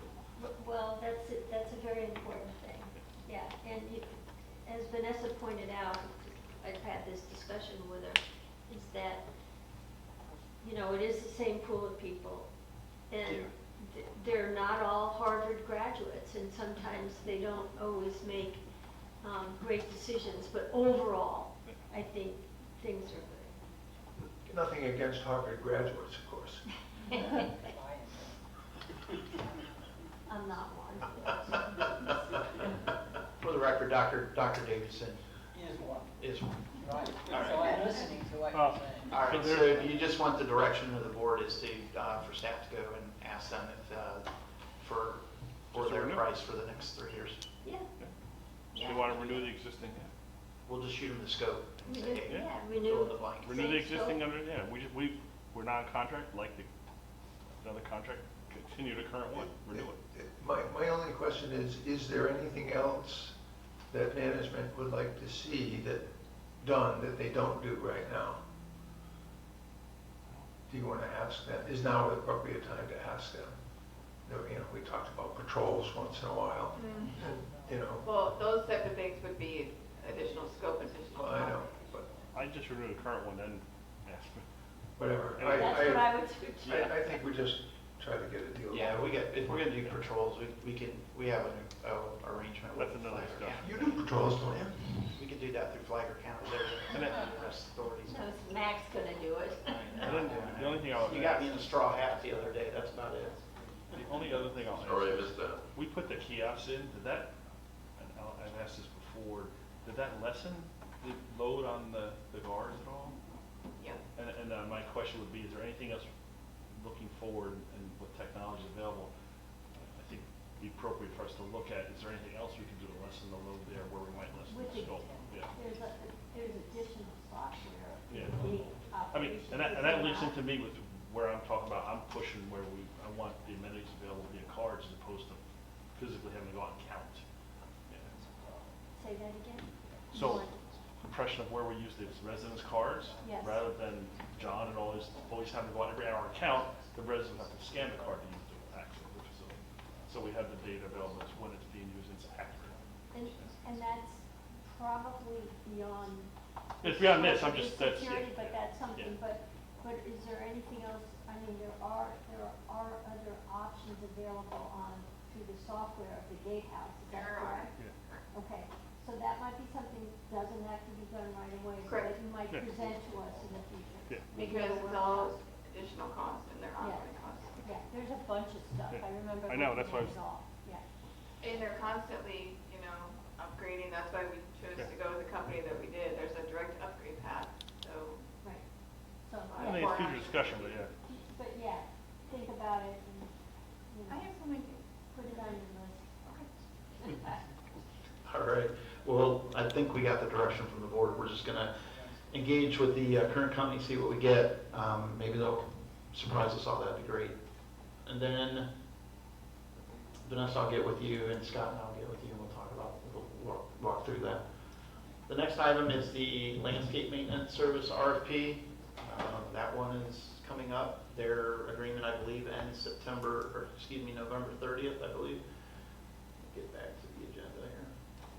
What, Mac, what I would like for you to do for us, since it's a hefty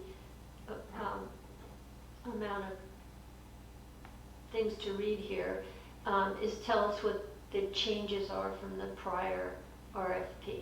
Okay. What scope has changed?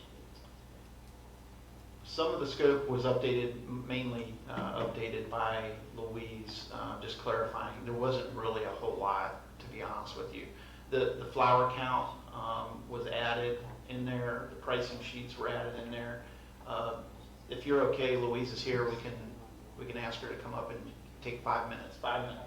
Sure. Just kind of outline what you gave me as changes that were updates. Or you could, you want to Either sit Mike, down? just sit down. Over there. Wherever you want me.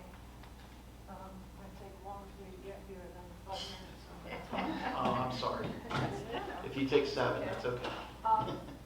Basically, there wasn't a whole lot that needed changing. I mean, we've been doing this a long time, and the RFP that we had was a very good one. I mean, we had everything that we needed in there. There was a couple things like the croquet court, which they don't manage anymore. We don't want the current landscape companies that come in to do it, because that is a specialty field and it was not managed correctly because they really didn't know, but it was in the RFP, so they did it. We also had to take out a certain type of grass that we do not grow here that happened to be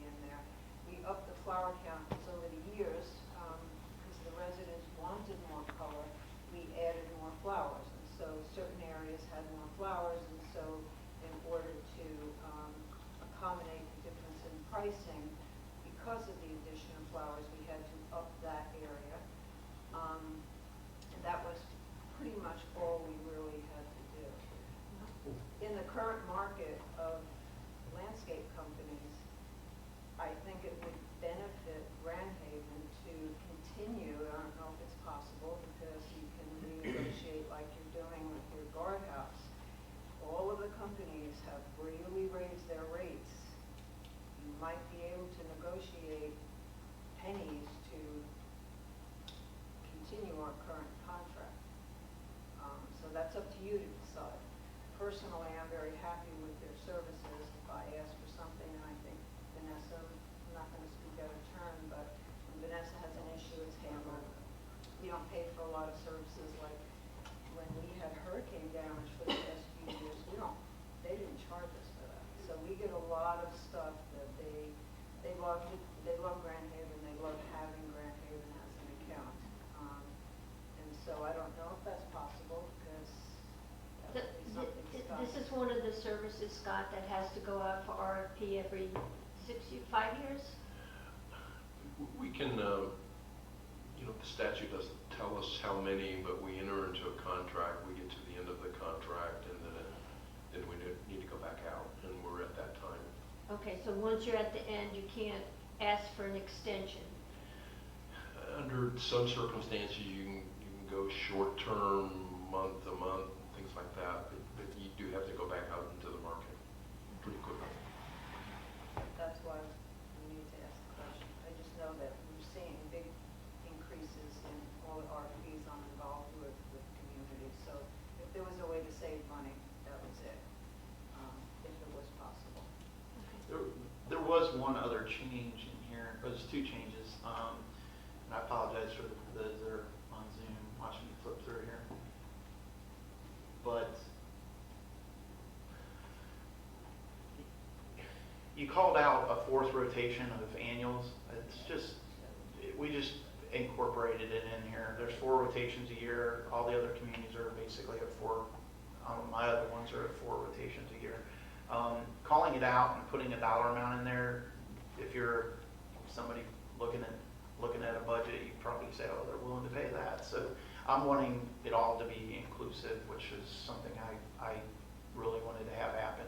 I reformatted it again, put the fill in the blanks so that it was less subjective for everybody.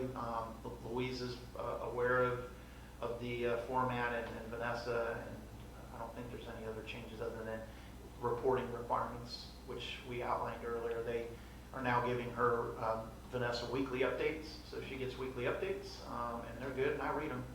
And I wish some of the other companies I work with were doing it like that.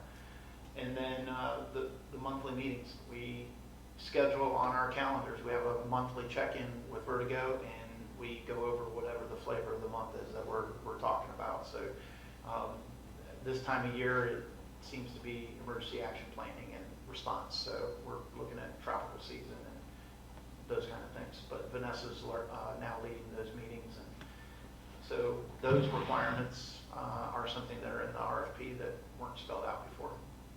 And that fourth flower rotation, we always used it. And so by making it much more simple was a lot easier because It was a separate line item, wasn't it? Yeah, in the budget, it was yeah. a separate line item. Now it's just there. Right. We always used it because of the Desires of the community. That plus years ago when during COVID and all that, when we were short on money, a lot of the communities reduced their rotations and the residents hated not having 4 rotations because they get ugly between them. I mean, you have to space them out further and weather and the whole 9 yards. So we always use that 4th rotation. That just made it simpler that it's now scheduled rather than are we going to use it, can we use it, and that.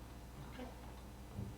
So the time frame of this, I also put in this up here. You can see it right here, which I think is helpful. It's the instructions to the proposing companies. I put in the table on the dates so that they knew exactly what the deadlines were. So we would be looking, if we went out for RFP, the bid packages would be available next, well, let's see, June 26th for them to look at. Then there would be a mandatory proposal meeting here on July 10th, and then they could do site inspections if they contact me, and obviously I'd let Vanessa know. And then the deadline for their questions would be July 4th. The district's response back to them would be, the deadline would be August 7th.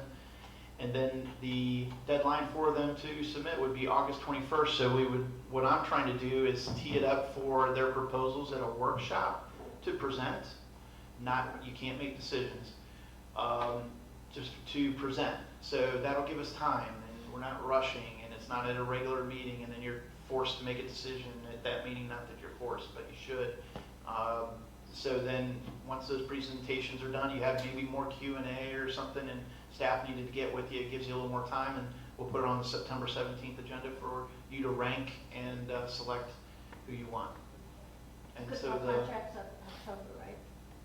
contract would be up, I think it's November 30th. So the start date, estimated start date, you have it right there, December 1st. Okay. But Mac, will that go back to our normal timeframe on whoever and whenever to October 1 as the The first term contemplates a December 1st through September 30th of the next year, and then we default to, which is right, yeah, which is what I want. I want all of my contracts to default, and you can't make it time it that way usually the first year, but the second year we can get back on the district's fiscal year calendar so that we can budget and know exactly what we're looking at. And for the new supervisors, it's section 6 evaluation criteria. That might be something just to get familiar with, so when we get close to that, you know how. And Scott will go through that, basically he'll review it with us, but it's not just a yes or no. We have an evaluation with categories. I just had one small question. I talked a little bit with Vanessa about it yesterday, and that has to do with the trail maintenance and the frequency thereof. I would, to Rich's point before, maybe we get price per whatever you want to call it, run yard or yeah, and people People are getting hurt. A price for what? A price, there's something called it in there saying that the trails will be box bladed once a year. Well, it might be that we need it more than once a year to pull out the coquina stones and whatever else, the cypress knolls or something that stick up because people are falling. On the Wild Oak side?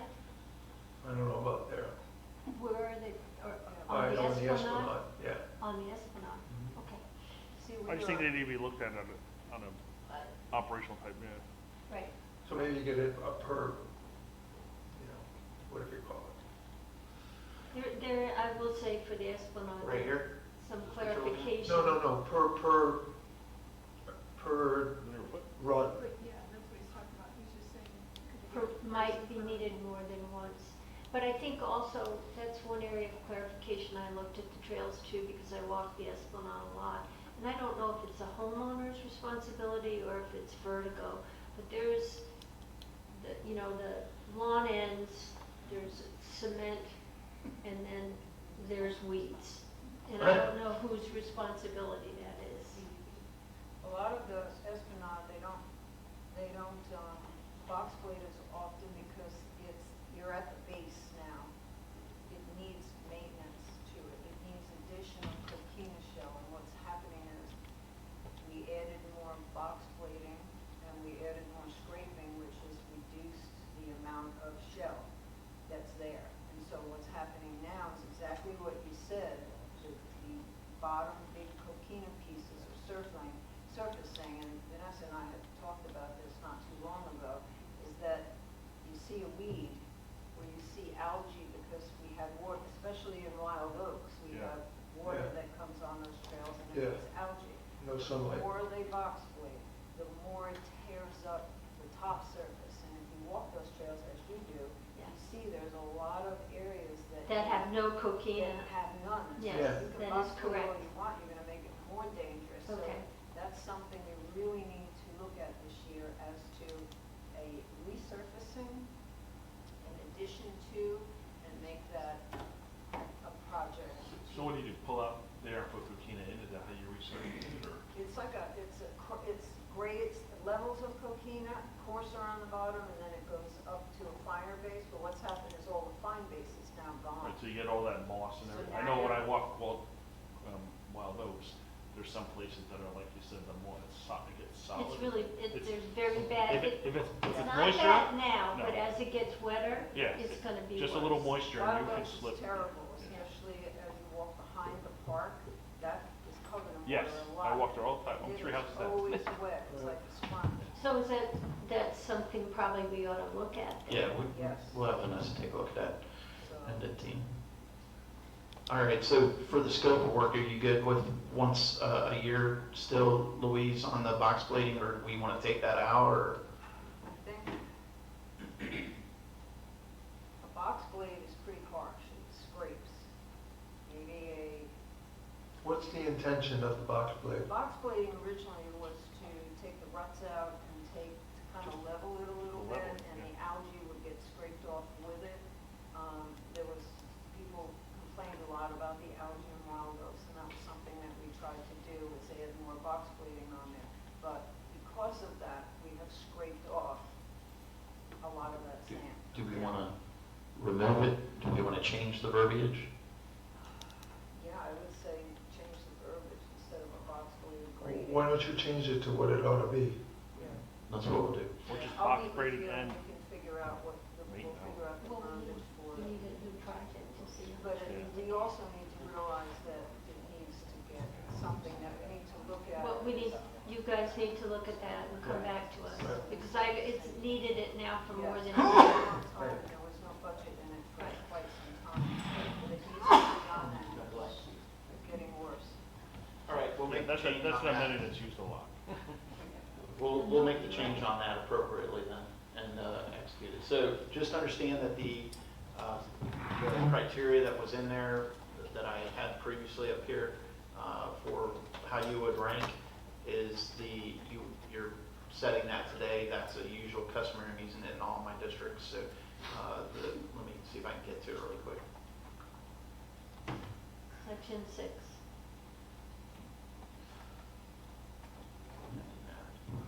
So with all that said, the only concern that I have individually is the frequency that the coquina or whatever it is grows up. And it becomes a tripping hazard, and I don't know what the depth is, if it's an inch or 2 inches, whatever it is.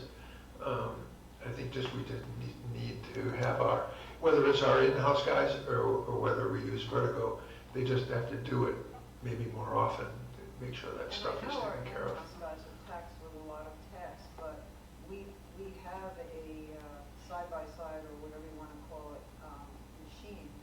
It's, we use it to grade rings for horses too. It has little, very small things that are on it. It's a and rake, you just drag it behind and it just, Yeah. it'll capture the heavy, big stuff and they can take it out. It might be something if you want to just do it that way, it would be cheaper than having it in a contract. I'm sorry, what did you know? I could get prices for you.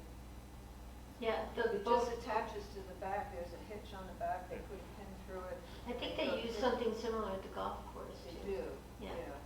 It's almost like a Zen, I call it a Zen Reiki, but it's pulled behind the The machine. York rate, yeah. Yeah, York rate, yeah. Okay. But we do need to add sand, and then once Okay. that happens, but it might be something you want to take out and then only have in the portion for the RFP, an algicide spray and a weed spray.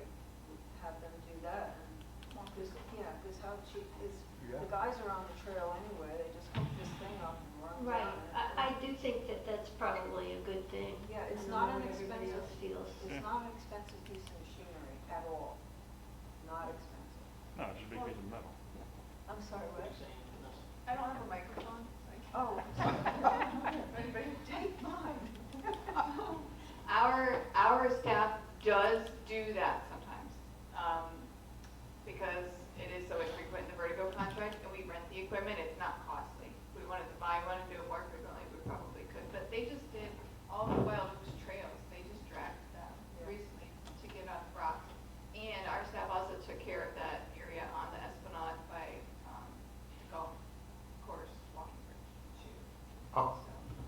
with Vanessa and Louise on this. We may end up just pulling it out of there But and I handling it agree. separate. I think it's more cost effective to have CDD staff do it rather than Oh, Vertigo. God, yeah. And then have Vertigo increase the spraying. Yes.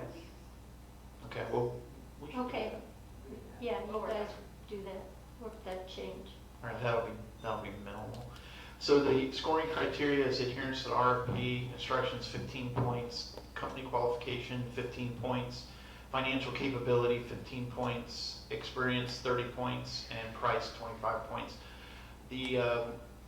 There is a weighted calculation based off of for the price for the total bid. So you take their 3 years, you total it up, and then there's a mathematical equation. So the lowest price automatically gets the 25 points. After that, it's a mathematical equation based off of the other additional prices in comparison to the lowest price.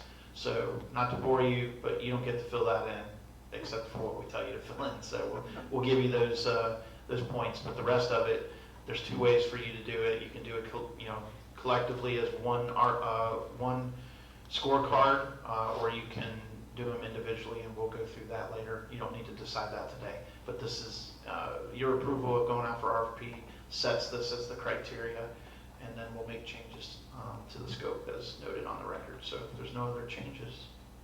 The other, can I say something? The other thing you need to do is to read the fine print in the RFPs as they're submitted, the proposals submitted back to you, is that a lot of times one price will look, oh my God, you have to go to the mulch, how many yards of mulch and how many dollars that mulch is, because it's broken out different for each submittal. So there's other things besides just the contract price. We came across this where one guy was really, really low many years ago, and then when they realized he was only giving us X amount of yards of mulch, and then after that point, it was triple what the rest of the companies were pricing, that was a whole different calculation. So when you get your RFPs, submittals, please read them cover to cover so you see what those dollars are, how many yards of mulch, and frequency and that sort of thing. It is important. Those details are in the fine print. Okay, good. Well, yes, most people Yeah, I see think, it. I'm sorry.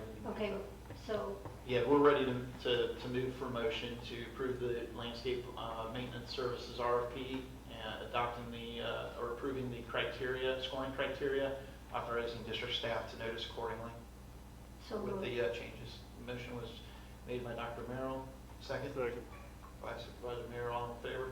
Aye. Aye. Opposed? Motion passes unanimously. Well, you got through that pretty good, so that's good. We're on to discussion topics, and I did send out that email from Supervisor Foley talking about now. I mean, it's right next to supervisor request. So, any thoughts on that from the board? Yeah, I briefly, I looked at that. I think it's a great idea if we can research it and implement it. The only thing that I said is that our management staff should not routinely attend meetings. They need to be updated and questions asked, but they should not have to attend, nor should the attorney, once again, same on a PRN basis. But I think it's a great idea. This is the request to authorize FSG, isn't it? The one that Kevin, through Mac, sent out. Oh, I got it, I have it here. Yeah, I'm the opposite, I'm not for this. You're not? Not at all, no. I don't believe anything that creates have to create a whole different, for personal proposal, you have to create, it's under Mass Association, not under CDD. Well, And that's and because the it's- CDD I cannot understand all collect that, fees, yeah. and I just, Would it be okay, since there's audience members have no idea what we're talking about, maybe have Supervisor Foley just Yeah, go over his I'll- sheet I'll- real quick, and then you guys can decide what to do with it. Yeah. The proposal, the proposal is that we form a fact-finding group to investigate, analyze, and report back to the board on the feasibility and desirability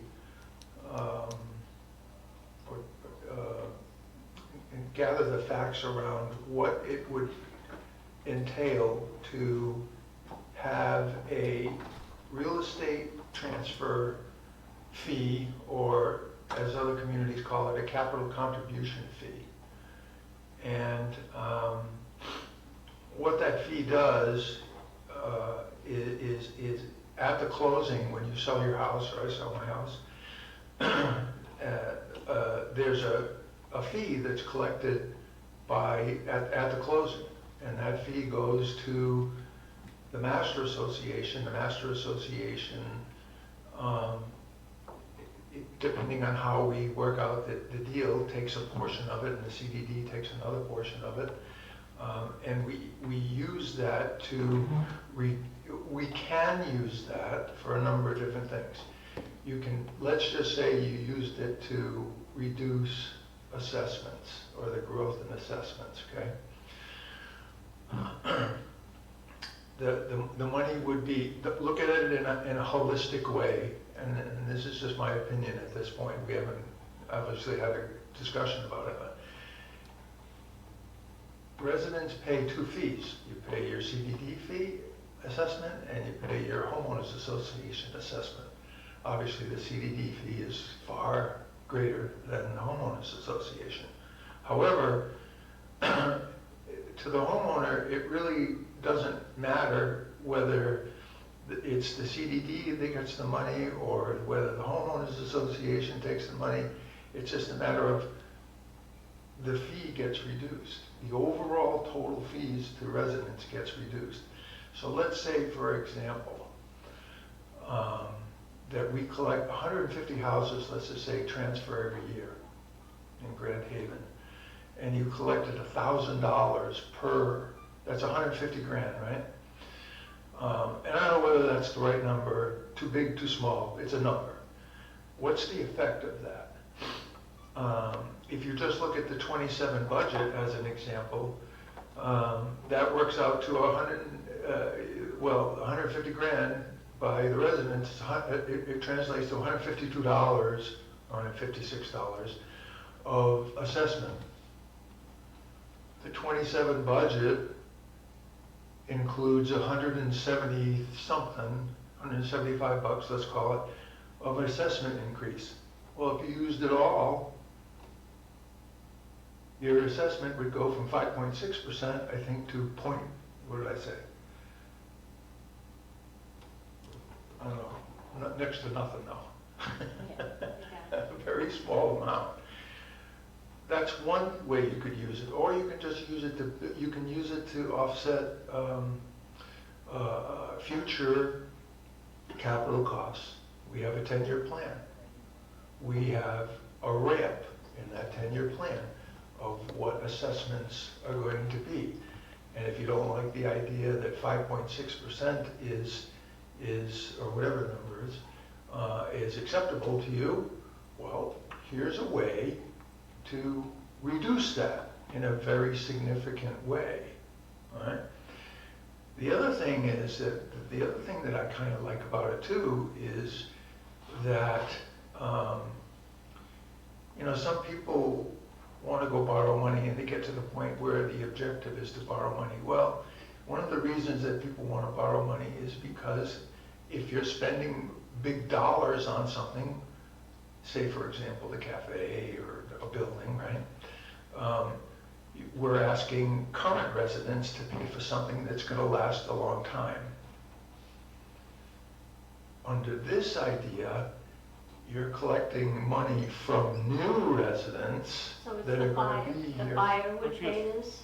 Yeah, this is a Okay. buyer. Okay. It So gets new probably residents. negotiated and all that, right? Right. But, okay, but So new we're residents- not talking about a lot of money. So let me just finish, Rich. What that does is you're placing a lot of the burden, so to speak, on the new generation that's coming in, that's going to enjoy those improvements over a longer period of time than me, that's going to be dead in 2 years or something like that, right?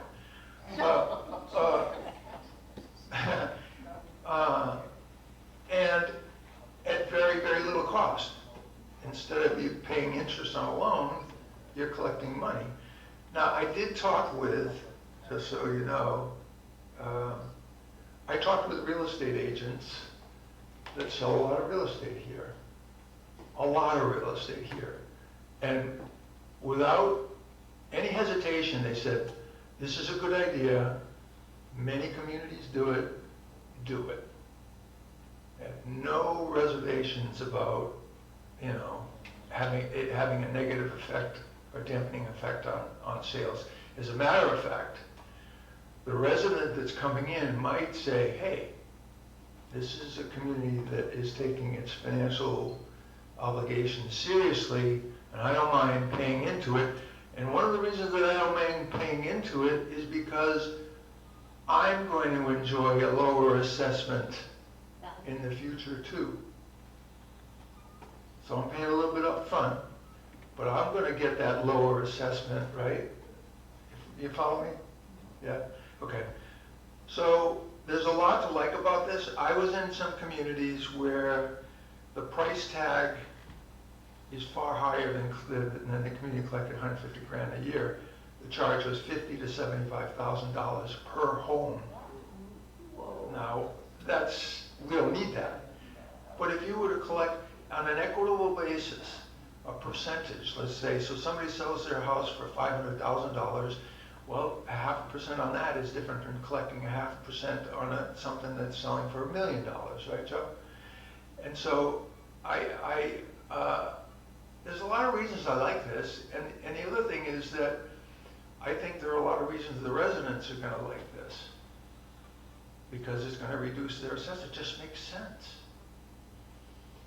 Well, personally. But that's my, but I giving think, you my own opinion. But I think it deserves a look at, and, you know, it doesn't, once again, the fact-finding group is that, it's fact-finding. It's going to gather the information and present it to the board. It doesn't mean by establishing a fact-finding group that we're definitely saying yes. It's something to look at. I would be in favor of it. Rich, tell me specifically why you're not. I don't like anything that takes money. First of all, it's not going to give you a true and year assessments. You charge that. It's not really what it's costing you. It's not really what it's costing you, right? And you're leveraging another fee that's other people coming in as a new resident. I'm going to pay for something.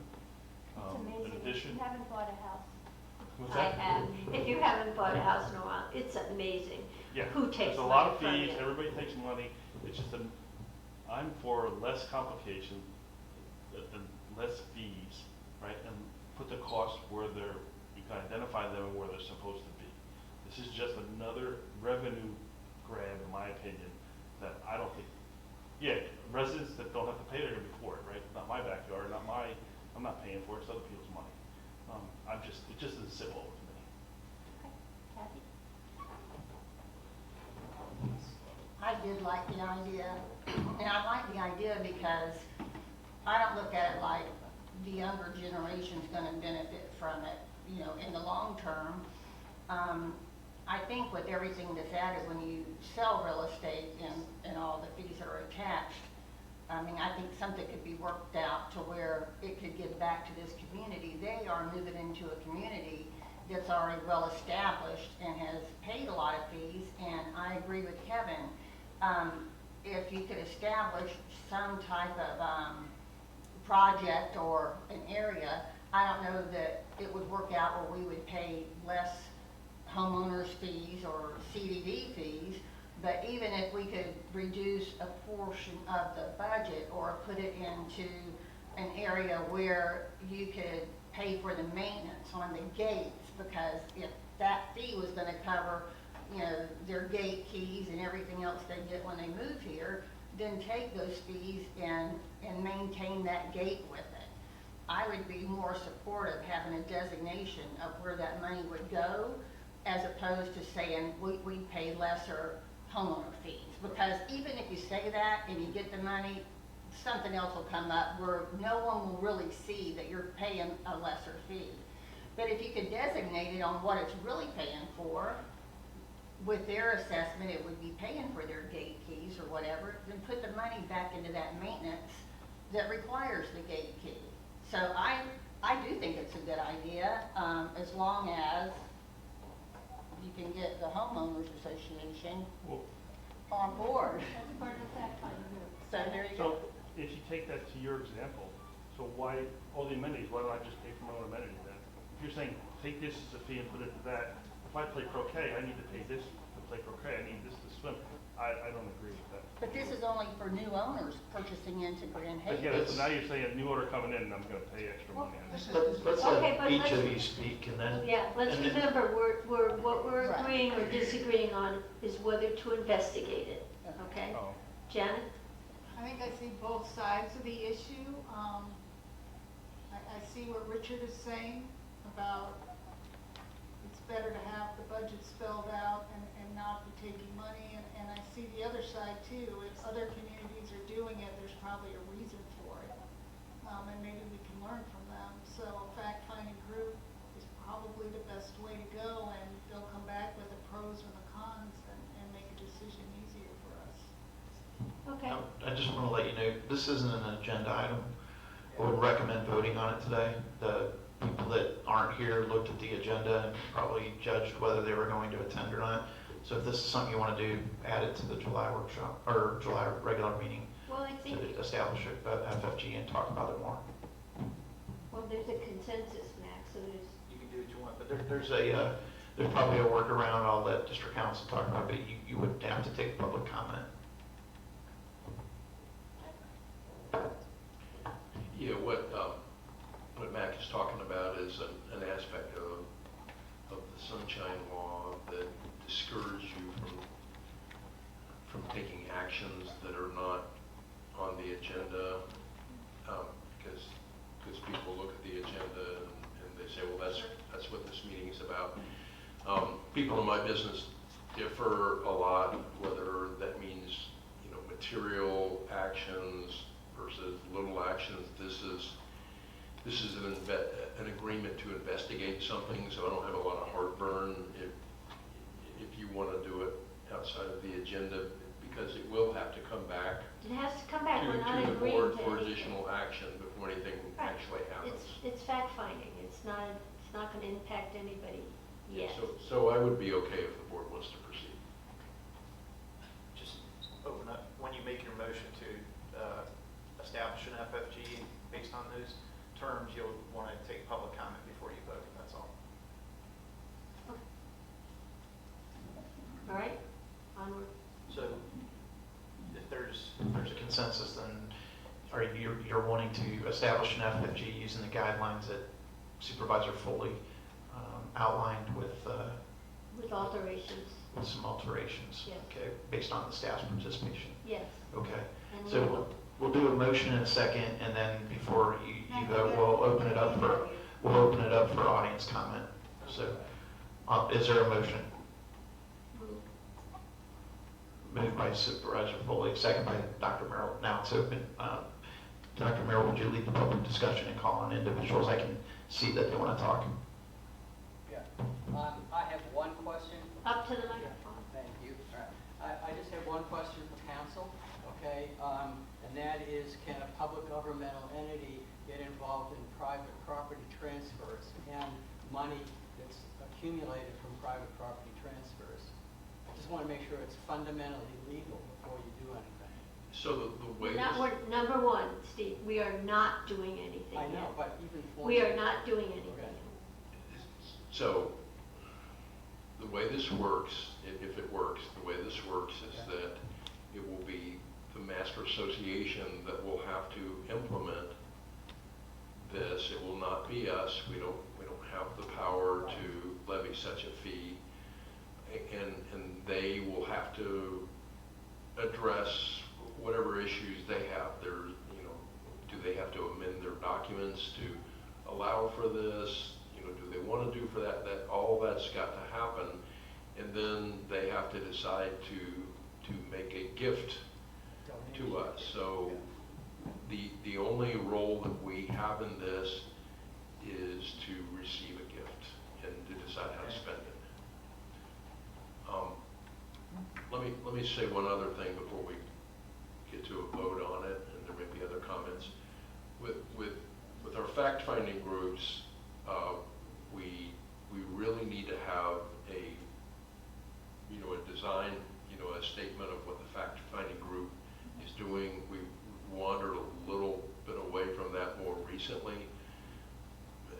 But, you know, fact-finding groups need to have a mission, they need to have a timetable, they need to do their job, issue a report that contains their facts, and then go out of business. If they don't, they become committees, and there are all sorts of sunshine law implications. So if we do this, I would also say that at our next regular meeting, we would need to have a formal outline of the fact-finding, the mission, the questions, the composition brought back for ratification.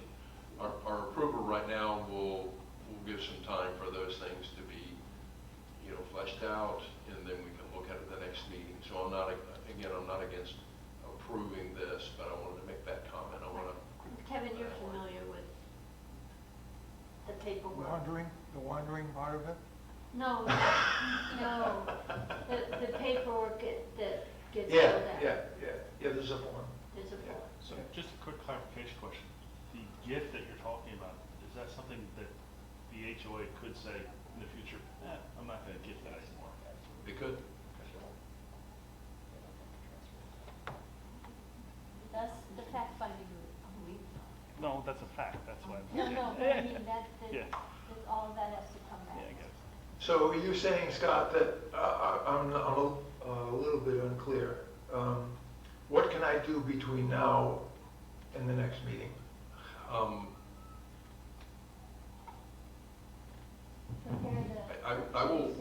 I will help you with a statement. We've got a form that we've utilized that I like. So let me get back to you on that. I think you can go ahead and do some, you know, recruitment and structuring of how you're going to go about it. Okay. And we'll come back to the board with a, you know, proposed scope. Okay, so we can have the form ready for the board at the next meeting? Yeah, I'll help you work on that. Okay, good. Any other questions from the audience? I thought I heard somebody else, but maybe I'm wrong. Could be Okay, the slide. I have.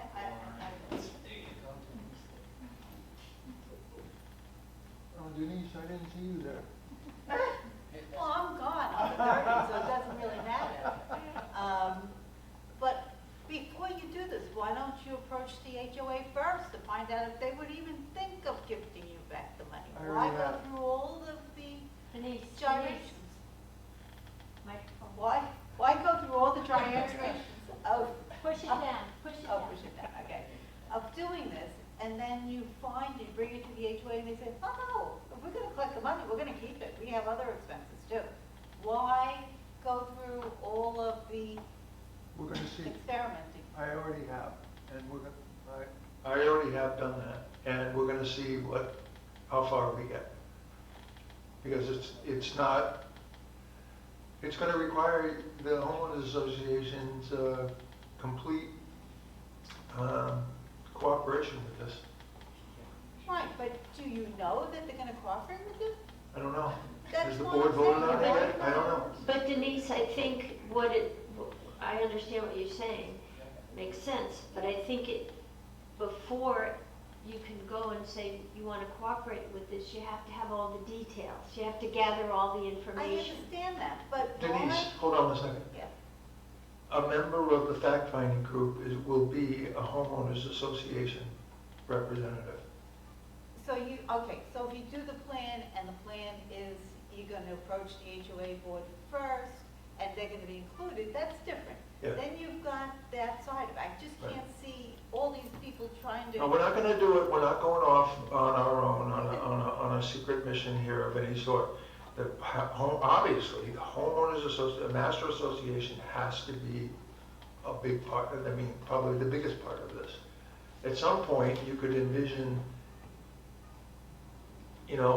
our role in this fact-finding group could change into a minor role, and all of a sudden the homeowners association takes it on as their fact-finding group. I could see how that could evolve. But Yeah, I could see. we're gonna get it that. started. It's an idea, but I can't see you guys starting to put things together until you even know that the board's gonna approve it. But you It's can't a kernel of an idea. for something if you don't have all the facts together. That's the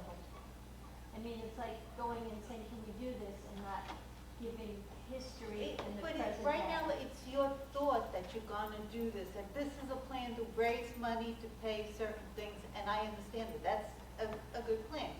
Do I like it? No, I agree with a number of people on the board. But why even, until even before you put your group together, it should be something that comes from, would you consider doing this and collecting the money and then gifting us the money? What if they say no? Are they okay with the idea? Someone, a member, I think what Kevin said is, he will seek out a member of the Master Association to be on this fact-finding group. Yeah, so you have to ask the question to that board first, even before you put your fact-finding group together. I understand that someone from the HOA, you look, there's somebody there, but you still, I don't know, can you have, if there's a member of this board on there, could you have a member of the HOA on that fact-finding? Yes. Yes. Okay. I just didn't know that, because it was. They can, but such you can't a- hold, I was you concerned. can't hold an office here and on the HOA, correct? That's correct, can't be. Well, you can have someone two involved in this. members. So it's one board supervisor, and then the scope defines the membership. And so if the scope, what I'm hearing is the scope will say, a board member of the Master Association will need to be on the fact-finding group. And it may be a good way to present the question formally, because you can go on and talk about it for years and years, but, present the question formally to the Master Association, say, is this something you have any interest in? Maybe that's the first meeting that you have of your group. Yeah.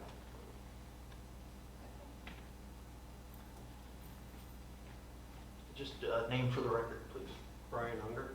Just a comment. First of all, I think that your answer was critical to how we go forward, and I think there's a lot of discussion on the process. I just want to back up for a minute. I applaud you for the innovation. I understand what you're saying. As a resident or buying in, I could see myself saying yes, going into the capital campaign, which, by the way, credit to Vanessa and Matt of how it was laid out today. It's great to see the detail that's out there now, which gives us the credibility to be able to say to a new homeowner, here's where your money's going that is going to secure the future of your time in Grand Haven that we are in control of, and you can trust us. Thank you. Thank you, Brian. All right, no more public comment. We'll close that down. And before, is there any discussion amongst the board before you vote? I know there's going to be a no, so we'll just go all the vote. All in favor? Any opposed? No. Okay, so we have Supervisor Mayor dissenting. The motion passes 4-1.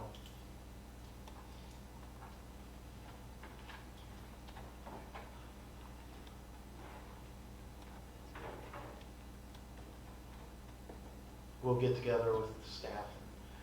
And when I say staff, I meant at Scott's level or my level. We'll guide you and put everything together. Then we'll add this back to the agenda with the mission, the timing, the questions, and the report. We'll add that to the next agenda. And I'll just say maybe the fact finding changed my mind. There you go. And they might change our mind too. Okay. All right. So that pretty much concludes anything that I had. That was the additional item. Any supervisor requests will go down the line. Supervisor Greenwood? Nothing. Okay, thank you. Supervisor Nothing. Myers? Nope. Supervisor Foley? No. You treat me good this go around. Supervisor Mayor? No. Oh, dare I even ask? Dr. Merrill? You know I'll call you if I forget. I surely will. Well, welcome to you all again. Congratulations. It's good to see the board in its full power and governance, and we look forward to working with you. With that, the next meeting, will you all be present July 16th? I will Yes. not. You will not? Yep, yep. Everybody but Supervisor Right, Mayor? yeah. Okay. And you can always call in if you need to. So Right. does that count as being here? It does if we have a quorum here. All right, I'll see if I can arrange it. It might be hard. You can always call in. If we have 3 in person, we can conduct. Is that just phone then? not computer, or is that? It'll be Zoom. We'll give you a number, you can call in. Okay, It'll so be just I like can do that this. with my phone though, still, right? Yep. What is the voting process of person That was kind of my question. If we had 3 here, well, we'll let Mr. Council answer because he's got a legal opinion, but we have to have 3 of you present, the majority of the board. So we have 5 members now, so 3 of you have to be here in person to vote. But once you meet that quorum requirement, members who attend by phone or otherwise can still vote and fully participate. They can, but they can't, let's say, Scott, there are only 2 members, they can't be the third, they can't. That's right, you cannot constitute a part of the quorum if you're not here presently. All right, and then some other items for the next agenda. We would like to endeavor to have Louise Leicester's report, I believe, in July. Is that correct? Yes. So we're on the agenda. So we were looking to, and when we say her report, it'll be the outline of, with her and Vanessa's participation of where we're going for landscape enhancement projects. So that'll be next month. Okay? Very good. All right. With that, we have the quorum set for next meeting. I'll ask for a motion to adjourn. The time is approximately 1:01 p.m. Motion by the chair. Is there a second? Second. Second by Supervisor Foley. All in favor? All right. The motion passes 5-0. Thank you, everybody.